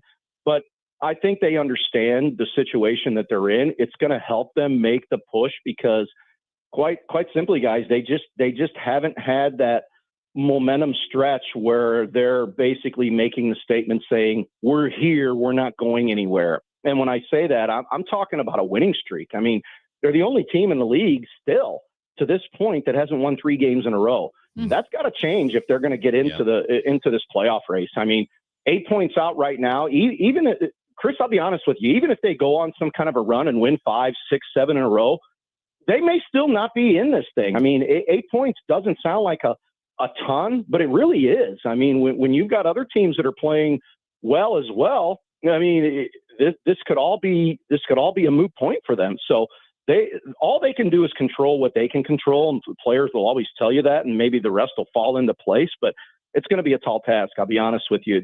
If you're asking me, do I think they can pull this off?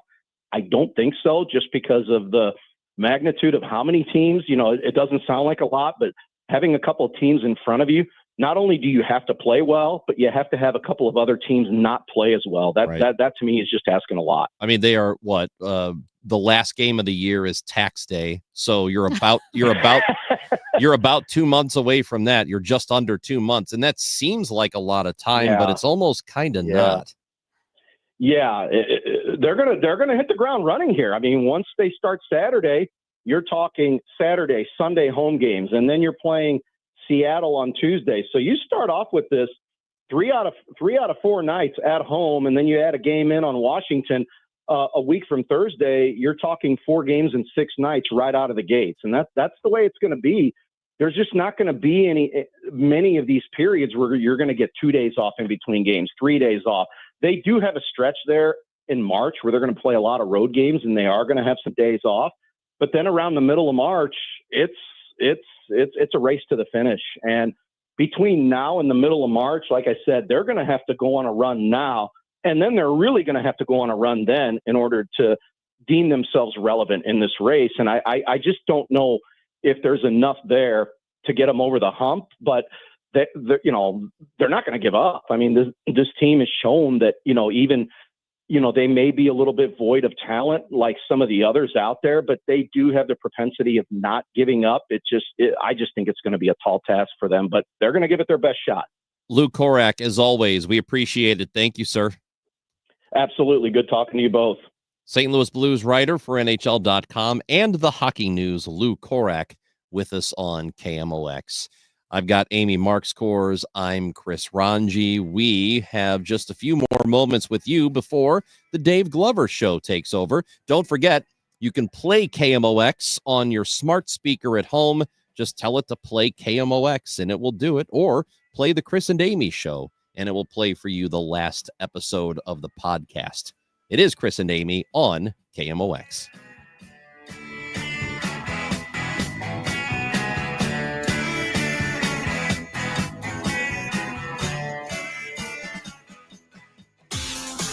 Hey, it's Matt Pauley. I'm in Jupiter, Florida, covering Cardinal spring training as the Redbirds get ready for a new season. Hear my reports mornings and afternoons, as well as evenings on a Graybar Sports Open line.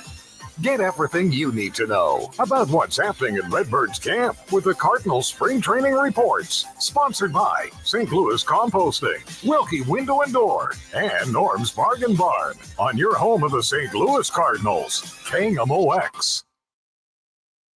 To fill your vault with Morgan Silver Bars. Grab your piece of America's silver legacy with this special offer. These spectacular shining silver bars featuring a crisp image of the iconic Morgan Silver Dollar, a legendary coin that has captivated collectors for generations. Call now to secure 1 ounce silver bars minted in 99.9% pure silver and made in the USA. Don't miss out on this special deal. Regularly priced at $49.95, but for a limited time, only $39.95. Save $10 per silver bar. Limit of 25 bars per customer. The more you buy, the more you save. Up to $250 in savings and free shipping on every order. Plus, with qualifying orders, you'll receive a free Morgan Silver Dollar. That's a $59.95 value free. Call 1-800-386-7195 now to secure your 1 ounce Morgan Silver Bars for only $39.95. That's 1-800-386-7195. Need a lawyer? Onder wins. Call Onder Law at 314-9-million. That's 314-9 all zeros. Or go to onderwins.com. The choice of a lawyer is an important decision and should not be based solely on advertisements. An important message from SNL Coins. SNL Coins pays top dollar for your gold and silver coins, old currency, gold-filled jewelry, scrap gold and silver, silver plating, gold and silver bullion. Get a quote with a call to SNL at 544-3600. SNL Coins, 544-3600. Or visit SNL Coins at 9300 Gravois, just east of McKenzie. Open 9 to 5 Monday through Friday, 9 to 4 Saturday. Before you sell, call SNL 544-3600. I'm Frank Ladd. This is KMOX, the voice of St. Louis.